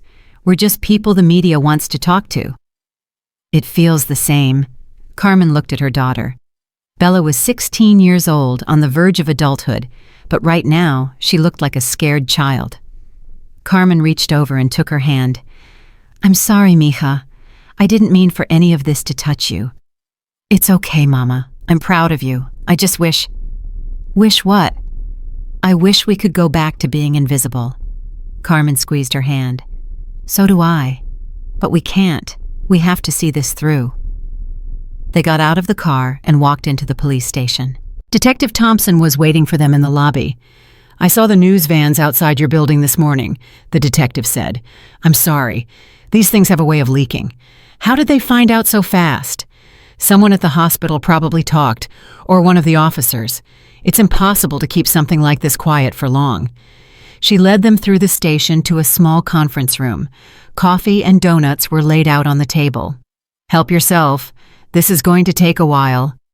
Carmen spent the next 3 hours giving her formal statement. She told the story from the beginning, answering every question Detective Thompson asked. She described the bottles she had found, the journal entries she had photographed, the recordings she had made. She explained why she had waited so long to come forward, the fear she had felt, the threats Sophia had made. When she finished, Detective Thompson leaned back in her chair and let out a long breath. That's one hell of a story, Carmen. It's the truth. I know it is. And it's going to put Sophia Sterling away for a very long time. What about Lily? How is she? Stable. The doctors are running tests to determine exactly what she was given and how much damage was done. It's going to take time. Will she be okay? Detective Thompson hesitated. It's too early to say. The good news is she's young. Children are resilient. If the damage isn't too severe, she could make a full recovery. And if it is severe, let's not go there yet. Right now, the important thing is that she's alive and getting the care she needs. Carmen nodded, but the worry did not leave her chest. That little girl had been through so much. She deserved a chance at a normal life. There's something else you should know, Detective Thompson said. Sophia hired a lawyer, a very expensive one, David Crane. Have you heard of him? No. He's one of the best defense attorneys in California.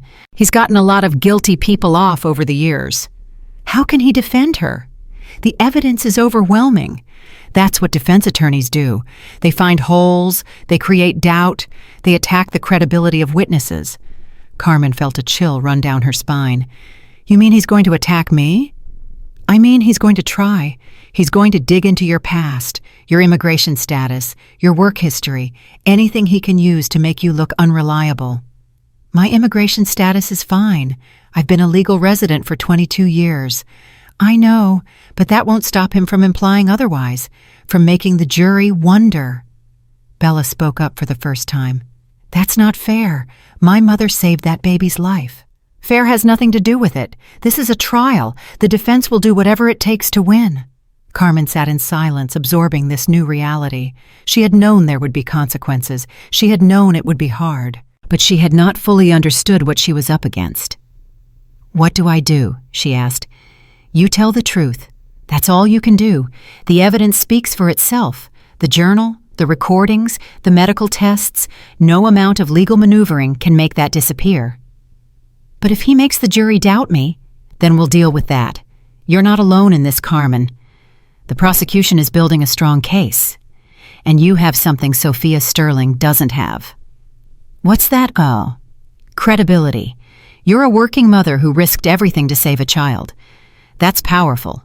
Juries respond to that. Carmen hoped she was right, but the fear in her stomach would not go away. The next few weeks were the hardest of Carmen's life. The media attention was relentless. Reporters camped outside her apartment building. They followed her to the grocery store. They approached Bella at school, asking questions, shoving microphones in her face. Carmen stopped going out unless absolutely necessary. She stopped answering her phone. She stopped watching the news because every channel was talking about the case, showing pictures of Sophia and Lily and Carmen herself. Some of the coverage was sympathetic. Heroic housekeeper saves millionaire baby. One headline read, "The invisible woman who saw everything," said another, but other coverage was less kind. Questions were raised about Carmen's motives, about how she had accessed Sophia's locked drawer, about whether she had been paid for her story. She had not been paid. She had refused every offer, but the accusations hurt anyway. Michael Sterling called her one afternoon about 2 weeks after the arrest. "Carmen, it's Michael. How are you holding up?" "I'm okay. It's been difficult, but I'm okay. I wanted to let you know that Lily is improving. The doctors say she's responding well to treatment. They think she's going to be okay." Carmen felt tears spring to her eyes. "That's wonderful news. I've been so worried about her. I also wanted to thank you again. I know the media has been brutal. I know this hasn't been easy for you. It's nothing compared to what Lily went through. Still, I want to help. I've set up a fund to cover your legal expenses and Bella's college tuition. It's the least I can do. Mr. Sterling, I can't accept that. It's already done. The money is in a trust. You can't refuse it."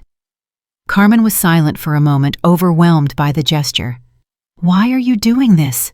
she finally asked. "I destroyed your family."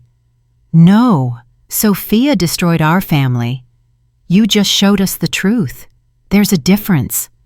After she hung up the phone, Carmen sat at the kitchen table and cried. She cried because she was exhausted and scared and grateful all at the same time. She cried because a man whose life had been torn apart was still finding ways to be kind. The preliminary hearing was scheduled for a month after the arrest. Carmen was called to testify. She had never been inside a courtroom before. It was smaller than she expected and colder. The wooden benches were hard. The fluorescent lights buzzed overhead. Everything felt harsh and impersonal. Sophia was there sitting at the defense table next to her lawyer. She looked different. thinner, paler. Her hair was pulled back in a simple ponytail, and she wore no makeup. She looked like a woman who had been broken. But when her eyes met Carmen's, there was no brokenness there, only hatred, pure, burning hatred. Carmen looked away. The prosecutor, a sharp woman named Amanda Foster, called Carmen to the stand. Carmen walked forward on unsteady legs and took the oath with a trembling voice. "Please state your name for the record." "Carmen Reyes." "And what was your relationship to the defendant?" "I was her cleaning lady. I worked at the Sterling mansion for about 3 months." "Can you describe what you observed during that time?" Carmen told her story again. The same story she had told Detective Thompson. The same story she had told herself 1,000 times in the dark of night. The bottles in the trash, the locked drawer, the journal with its meticulous poison logs, the recording of Sophia discussing hospital admissions for publicity. The prosecutor played the recording for the court. Sophia's voice filled the room cold and calculating, talking about engagement and book deals and sympathy. Carmen watched the judge's face as he listened. She watched the court reporter's fingers freeze over her keyboard. She watched Sophia staring straight ahead, refusing to react. When the recording ended, the room was silent. "No further questions," the prosecutor said. Then it was David Crane's turn. He stood up slowly, buttoning his expensive suit jacket, taking his time. He was a tall man with silver hair and cold blue eyes. He looked at Carmen the way a cat looks at a mouse. "Mrs. Reyes, is that correct, Mrs.?" "Yes." "You're married?" "I was. My husband passed away 8 years ago." "I'm sorry for your loss." He did not sound sorry. "So you've been raising your daughter alone since then?" "Yes." "That must be difficult. Financially, I mean." "We manage." "Do you... Because I have your tax returns here from the past 3 years, you've barely been making ends meet, isn't that right?" Carmen felt her face flush. "We have what we need." "But you'd like more, wouldn't you?" "Better apartment. Better car. College tuition for your daughter. Those things cost money." "I don't understand what this has to do with anything." "I'm establishing motive, Mrs. Reyes. You see, my client is a wealthy woman, and you're claiming to have evidence that could destroy her. Evidence that you obtained by breaking into her private property. I didn't break in. The drawer was in the bathroom I was assigned to clean. But it was locked, and you opened it. The key was left out. I thought maybe I was supposed to clean inside." "You thought you were supposed to clean inside a locked drawer?" Carmen's cheeks burned. "I made a mistake. A very convenient mistake. One that just happened to reveal exactly what you were looking for." "I wasn't looking for anything. I found something terrible and I reported it. To the police, after making copies of everything, after recording private phone conversations without consent. She was hurting her baby. I had to document it. Or you saw an opportunity, a chance to insert yourself into a wealthy family's drama, to become famous, to get paid. That's not true. Isn't it? You've been offered money for interviews, haven't you?" "Yes, but I refused them all." "So far, but the offers will keep coming. And eventually when the attention dies down and you need money for your daughter's college—" "Objection!" Amanda Foster stood up. "Counsel is speculating about future events." "Sustained," the judge said. "Move on, Mr. Crane." The defense attorney smiled, but there was no warmth in it. "Let me ask you something else, Mrs. Reyes. How do you know the journal you found was written by my client?" "It was in her bathroom, in her locked drawer." "But did you see her write in it?" "No."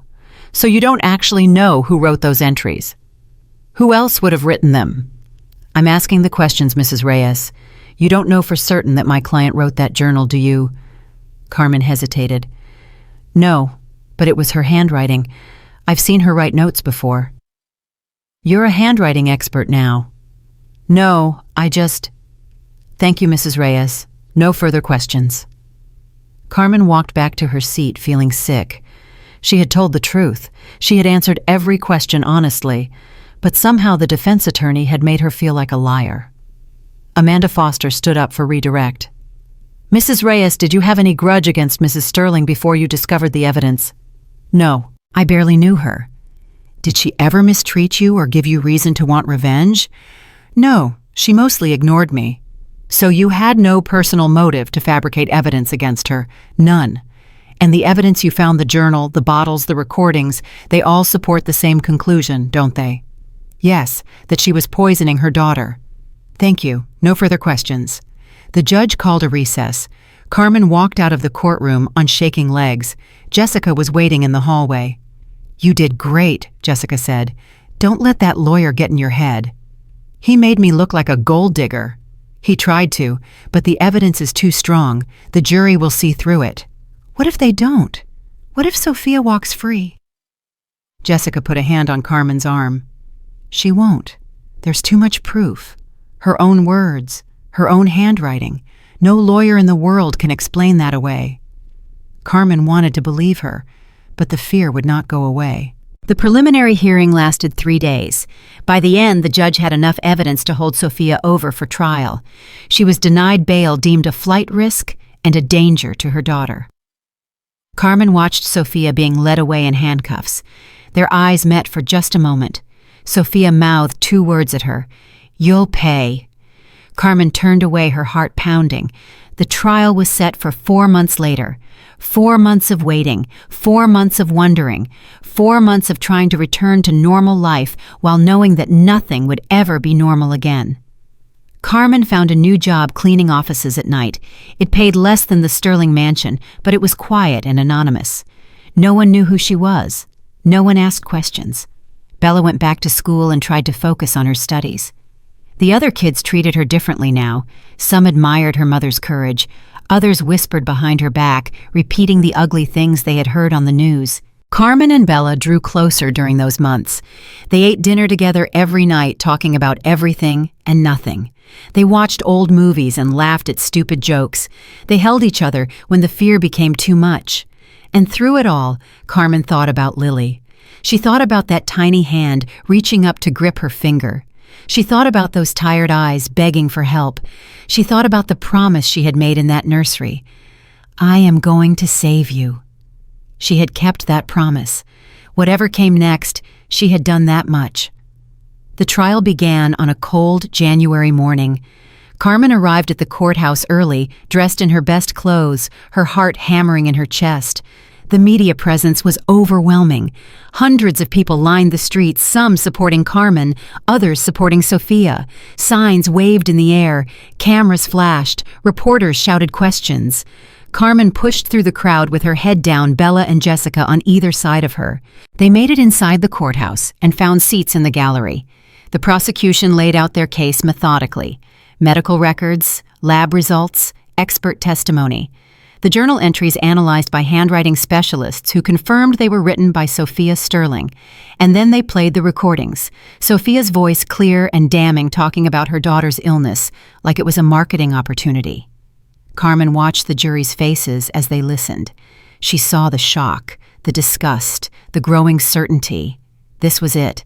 This was the moment everything would be decided. Sophia took the stand in her own defense. She cried. She talked about her difficult childhood, her struggles with postpartum depression, her desperate need to be a good mother. I never meant to hurt Lily, she sobbed. I love her more than anything. I was sick. I wasn't thinking clearly. I need help, not prison. It was a good performance, maybe her best yet. But when the prosecutor cross-examined her, the mask began to crack. Mrs. Sterling, you kept a detailed journal of everything you gave your daughter. Dates, times, dosages. Does someone who isn't thinking clearly keep such meticulous records? I was trying to track her symptoms. By writing about how you gave her ipecac and antihistamines, by noting which doses produced the best footage for Instagram. Sophia had no answer. You said you love your daughter, but your journal talks about her illness as the best thing that ever happened to your career. Is that love? You're twisting my words. I'm reading them, Mrs. Sterling, your own words, in your own handwriting. The cross-examination went on for hours. By the end, Sophia was no longer crying. She was staring straight ahead, her face blank, her eyes empty. The jury deliberated for 2 days.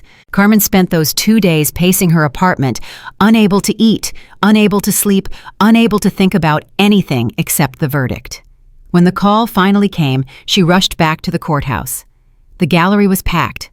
The tension in the room was suffocating. The jury filed in. The foreman stood. On the charge of child abuse in the first degree, how do you find the defendant? Guilty. On the charge of attempted murder, how do you find the defendant? Guilty. The word echoed through the courtroom. Carmen felt her knees go weak. Bella grabbed her arm to steady her. Sophia Sterling was convicted on all counts. She was sentenced to 15 years in prison with no possibility of parole for at least 10. As she was led away, Sophia turned one last time to look at Carmen. Her face was a mask of fury and despair. Carmen did not look away. She met Sophia's eyes and held them until the doors closed between them. It was over. Finally, truly over. Outside the courthouse, the reporters swarmed. Carmen stopped on the steps and for the first time agreed to answer questions. Mrs. Reyes, how do you feel about the verdict? I feel relieved. Justice was served. What would you say to other people who might be in a similar situation, who might suspect abuse but are afraid to speak up? Carmen thought about the question. She thought about all the weeks she had spent watching and waiting, too scared to act. She thought about what might have happened if she had never found the courage. I would say that fear is real. I would say that speaking up is hard, especially when you're going against someone with more power than you. But I would also say that some things are more important than fear. Some things are worth the risk. What things? Protecting the innocent, standing up for people who can't stand up for themselves, doing what's right even when it costs you everything. She paused, feeling the weight of the cameras, the microphones, the thousands of people who would hear her words. I'm nobody special. I'm just a cleaning lady, but I saved a child's life. And if I can do that, anyone can. The days after the verdict felt strange to Carmen. For months, she had been living under a cloud of fear and uncertainty. Every morning, she had woken up wondering what new challenge the day would bring. Every night, she had gone to sleep with Sophia Sterling's face burned into her memory. But now, it was over. Sophia was in prison. Lily was safe. The nightmare had ended. So why did Carmen still feel like she was waiting for something terrible to happen? She went back to work at the office building, scrubbing floors and emptying trash cans, just like she had done her entire life. The other cleaners treated her differently now. They had seen her on the news. They knew what she had done. Some of them looked at her with admiration. Others kept their distance, like her courage might be contagious, like it might infect them and force them to take risks they were not ready to take. Carmen understood. She had been one of them not so long ago. The kind of person who kept her head down and minded her own business. The kind of person who survived by being invisible. But she was not invisible anymore, and she was not sure she ever could be again. 2 weeks after the trial ended, Carmen received a letter. It was delivered to her apartment by a private courier, just like the threatening note Sophia had sent months before. Carmen's hands trembled as she opened it. But this letter was not from Sophia. Dear Carmen, it began, I hope this letter finds you well. I wanted to reach out personally to thank you for everything you did for my daughter. Words cannot express how grateful I am. Because of your courage, Lily has a chance at a real life. The doctors say she is recovering better than anyone expected. Her body is healing. Her spirit is strong. She smiles now. She laughs. She reaches for things and puts them in her mouth like babies are supposed to do. Every day I watch her grow stronger. And every day I think of you. I know the past few months have been difficult. I know the media attention has been overwhelming. I know Sophia's lawyers tried to destroy your reputation. But I want you to know that none of that matters. What matters is that you saved my daughter's life. You saw something wrong and you spoke up, even though it would have been so much easier to stay silent. That takes a kind of courage most people never find. I would like to invite you to visit Lily if you're willing. I think it would be good for both of you. She doesn't know who you are, of course. She's too young to understand. But someday she will. Someday I will tell her the story of the cleaning lady who saved her life. And I hope you will be there to tell her yourself. With deepest gratitude, Michael Sterling. Carmen read the letter 3 times. Then she sat down at the kitchen table and cried. She had not allowed herself to think about Lily much since the trial. It was too painful, too complicated. She had saved the child's life, yes, but she had also destroyed her family. Lily would grow up without a mother. She would carry the weight of what Sophia did for the rest of her life. Was that really better than the alternative? Carmen knew the answer. Of course it was. Lily was alive. She had a chance. That was what mattered. But knowing something in your head and feeling it in your heart were 2 different things. Bella came home from school and found Carmen still sitting at the table, the letter in her hands. "Mama, what's wrong?" Carmen handed her the letter. Bella read it slowly, her eyes growing wider with each paragraph. "He wants you to visit Lily." "Yes. Are you going to go?" Carmen did not answer right away. She looked out the window at the gray January sky, thinking about the tiny baby she had held in her arms, the weak cry she had heard echoing through that mansion, the tired eyes that had looked up at her with so much trust. "I don't know if I can," Carmen finally said. "I don't know if I'm ready." "Ready for what?" "To see her, to face what happened, to accept that I did the right thing." Bella sat down across from her mother. "Mama, you did do the right thing. Everyone knows that." "Not everyone. Some people still think I was just after money, that I made the whole thing up." "Those people are idiots." "Bella, they are. Anyone who looks at the evidence can see the truth. You saved that baby's life. Period." Carmen smiled sadly. "You sound so sure." "I am sure, and you should be too." Carmen reached across the table and took her daughter's hand. "When did you get so wise?" "I had a good teacher." They sat together in comfortable silence for a while. Outside, the sun was starting to set, painting the sky orange and pink. It reminded Carmen of the day everything had changed, the day she had driven to the police station with Jessica, the day she had finally found the courage to speak up. "I think you should go," Bella said finally. "I think you need to see Lily. To see that she's okay, to see that what you did made a difference." "What if it's too hard?" "Then it's too hard, but at least you'll know." Carmen thought about her daughter's words for a long time after Bella went to bed. She thought about Lily growing stronger every day, learning to smile and laugh and trust again.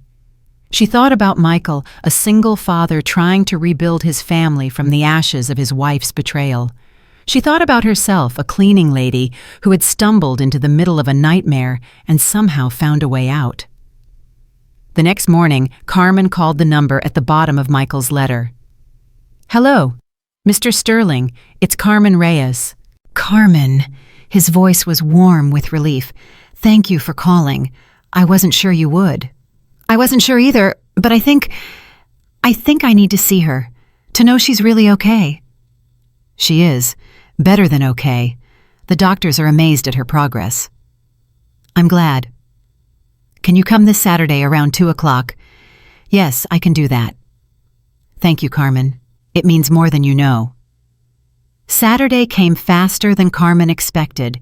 She spent the morning trying on different outfits, unable to decide what was appropriate for meeting the child whose life she had saved and destroyed at the same time. Finally, Bella grabbed her shoulders and looked her in the eye. "Mama, stop. Wear the blue dress. The one you wore to my school play?" "Is it too fancy?" "It's perfect. Now take a breath and calm down." Carmen took a breath. It did not help. She drove to the Sterling mansion alone. Bella had offered to come, but Carmen felt like this was something she needed to do by herself. The familiar gates appeared ahead of her and her heart began to pound. The last time she had been here, Sophia had been holding a knife. The last time she had been here, she had thought they might all die. Carmen parked the car and sat for a moment, gathering her courage.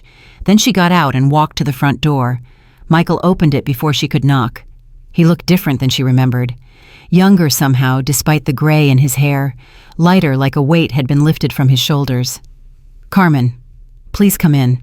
She stepped inside. The mansion looked the same and completely different at the same time. The marble floors were still polished to a shine. The expensive furniture was still arranged perfectly. But there was warmth now that had not been there before. Toys scattered on the floor, a baby blanket draped over the couch, the sound of laughter coming from somewhere upstairs. "Lily's in the nursery," Michael said. "She just woke up from her nap. She's in a good mood." Carmen followed him up the stairs, her legs trembling with every step. The nursery door was open. Soft music was playing inside. And there, sitting on a blanket in the middle of the floor, was Lily Sterling. Carmen stopped in the doorway, unable to move, unable to breathe.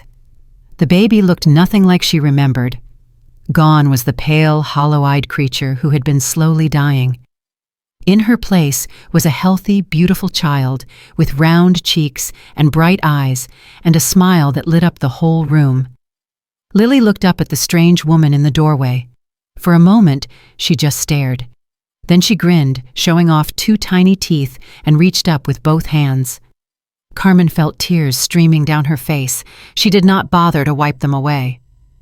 "Go ahead," Michael said softly. "Pick her up." Carmen walked into the nursery and knelt down on the blanket.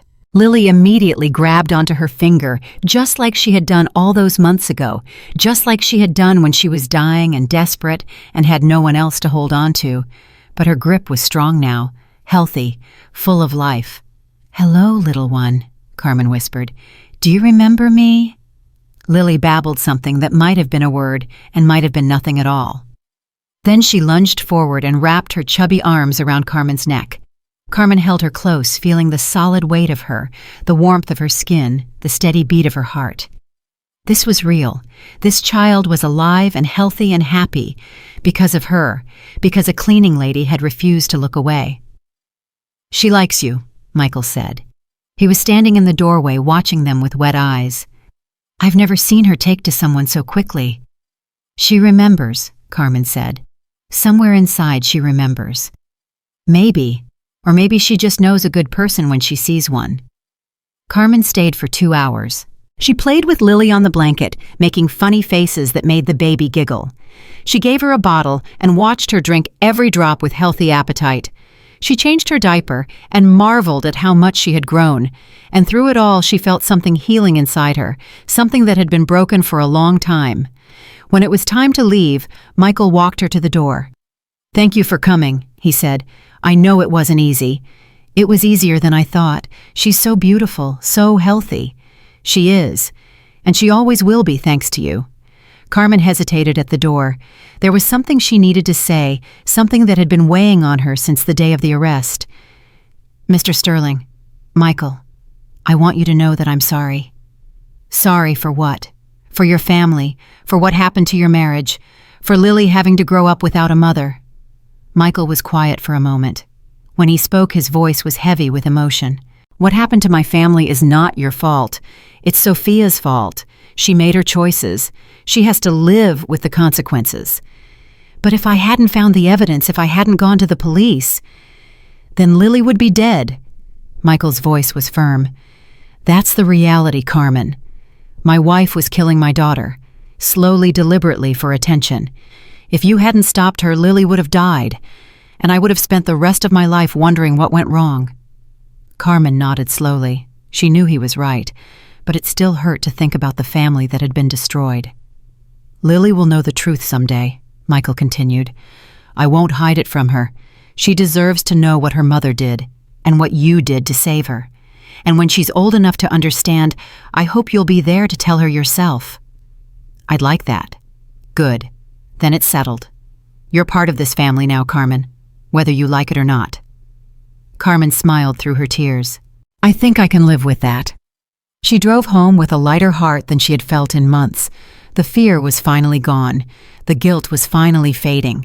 What remained was something simpler and purer: hope. The months that followed were good ones. Carmen continued working at the office building, but she no longer felt invisible. She made friends with her coworkers. She laughed at their jokes. She shared stories about Bella and listened to stories about their children. She visited Lily every few weeks, watching her grow and change and become her own person.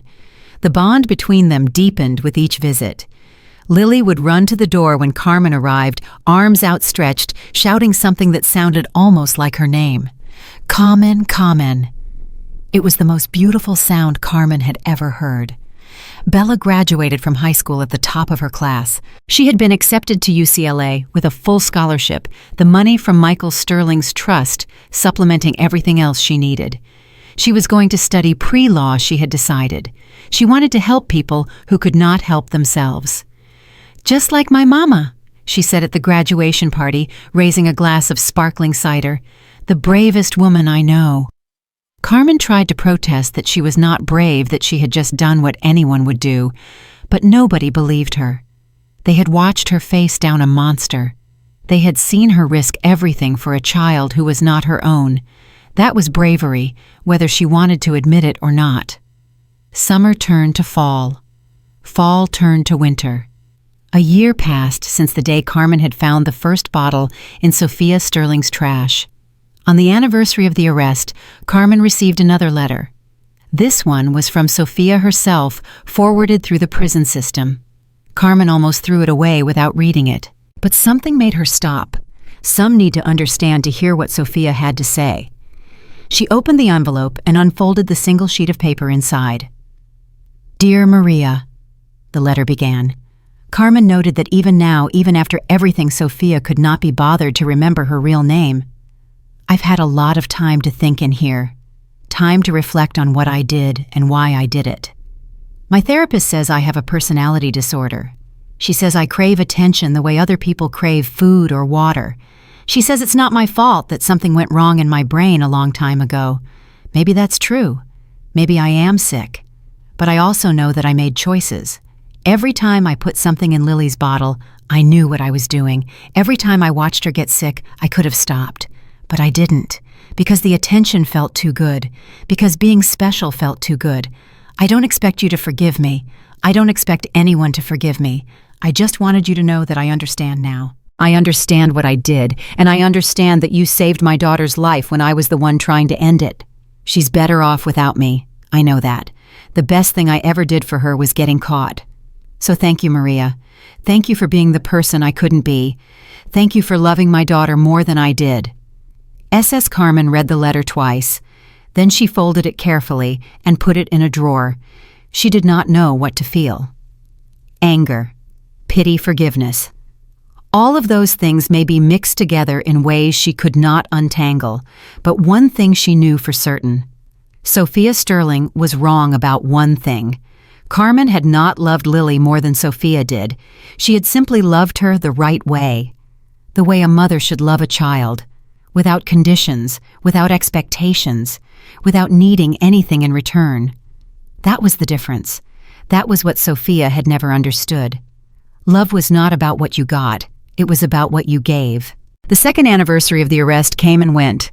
Lily turned 2 years old, then 3. She was a happy, healthy child who loved to run and laugh and explore. She had no memory of her mother, no memory of the illness that had almost killed her. She only knew that she was loved. That was all that mattered. Carmen was there for her 3rd birthday party.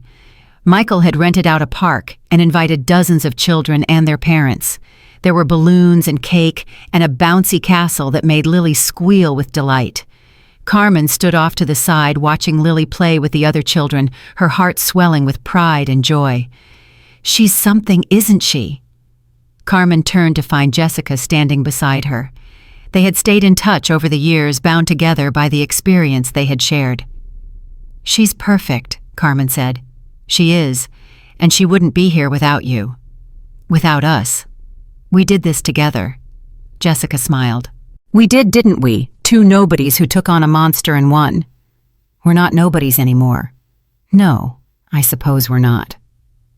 They stood together in comfortable silence, watching Lily blow out her candles and make a wish. Carmen wondered what the little girl had wished for. More toys, probably. More cake. The simple desires of childhood. She would never know about the dark days. She would never remember the pain and the fear and the desperate fight for survival. She would only know that she was loved, that she was safe, that there were people in the world who would do anything to protect her. That was enough. That was more than enough. Later that evening, after the party ended and the other guests went home, Michael asked Carmen to stay for dinner. Bella was there too, home from college for the weekend. They sat around the table in the kitchen eating pizza and laughing at Lily's attempts to feed herself. "I want to tell you something," Michael said after Lily had been put to bed and the dishes had been cleared. "Something I've been thinking about for a while." Carmen looked at him expectantly. "I've been working with some people, lawyers, advocates, child welfare experts. We're starting a foundation, a real one this time, not like the fraud Sophia was running." "What kind of foundation?"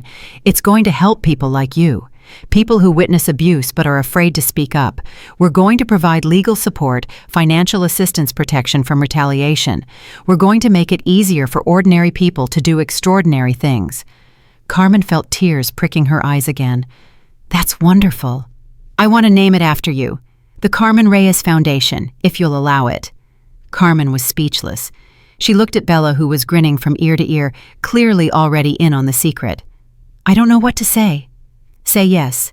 Say you'll let me honor what you did. Say you'll help me make sure that the next Carmen Reyes, the next cleaning lady or nanny or neighbor who sees something wrong, has the support they need to speak up." Carmen thought about her life, about all the years she had spent being invisible, about the fear that had nearly stopped her from doing the right thing, about the courage she had not known she possessed. "Yes," she said. "Yes, I'll do it." Michael smiled. Bella cheered, and somewhere upstairs, Lily slept peacefully, unaware of the legacy being built in her name. The Carmen Reyes Foundation launched 6 months later. It made national news. Carmen was interviewed by morning shows and evening programs and everything in between. She told her story over and over, not for attention, not for fame, but because she hoped it would inspire others. "You don't have to be special," she said in every interview. "You don't have to be powerful or rich or connected. You just have to be willing to see what's in front of you and do something about it." "But weren't you scared?" the interviewers always asked. "Terrified," Carmen always replied, "every single day, but I did it anyway. That's what courage is, not the absence of fear, just the decision that something else is more important." Years passed. Bella graduated from law school and went to work for the foundation, helping the people who came to them with stories of abuse and neglect and fear. She was brilliant at it, compassionate and fierce in equal measure. Just like her mama, people said. Lily grew up healthy and happy. She knew her story, knew what her birth mother had done, and what Carmen had done to save her. When she was old enough to understand, she came to Carmen with tears in her eyes and a question on her lips. "Why did she do it? Why did my mom hurt me?" Carmen held her close. This child who had become family in every way that mattered. She was sick, sweetheart, not in her body, but in her mind. She needed something that she thought you could give her, and she didn't know how to get it any other way. "But you stopped her. You saved me.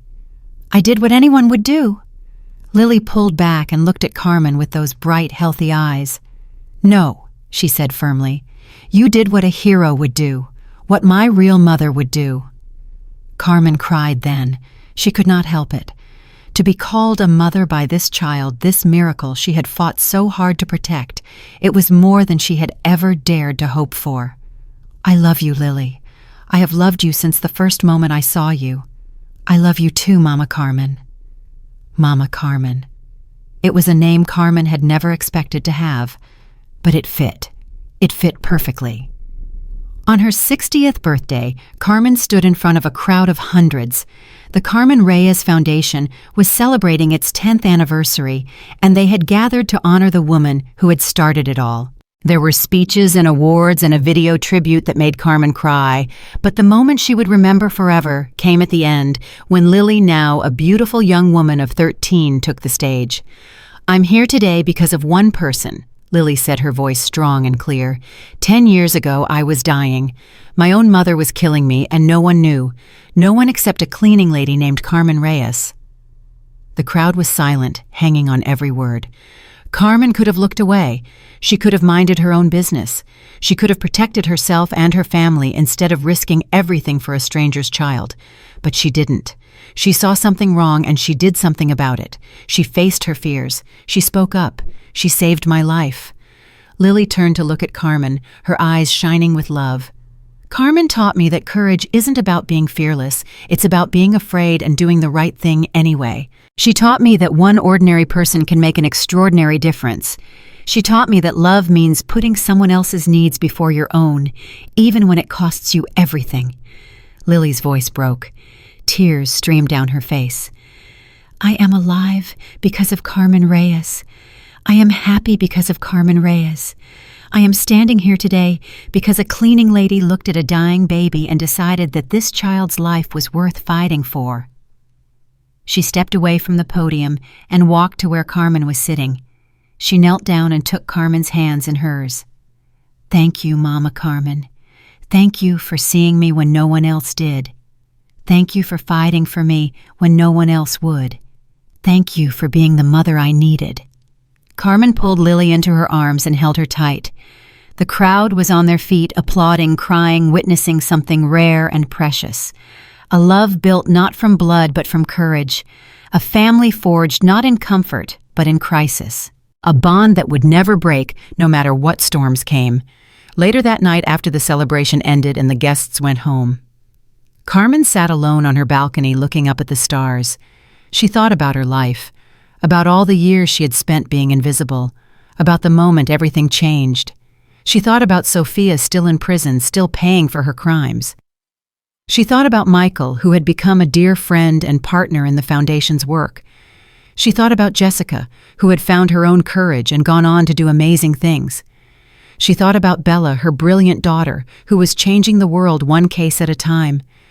And she thought about Lily, her Lily, the child she had saved, the child who had saved her right back. Carmen had started her life as a cleaning lady, invisible, unimportant, easy to overlook. But she had ended it as something else entirely, a hero, a mother, a voice for the voiceless. She had proved that one ordinary person could make an extraordinary difference, that courage was not about being fearless, but about being afraid and acting anyway, that the smallest acts of bravery could ripple outward and change the world. And as she sat there under the stars, Carmen Reyes smiled, because she knew that somewhere out there, another invisible person was watching. Another cleaning lady or nanny or neighbor was seeing something wrong and wondering if they should speak up. Another ordinary person was standing at the crossroads between silence and courage. And maybe, just maybe, her story would give them the strength to choose.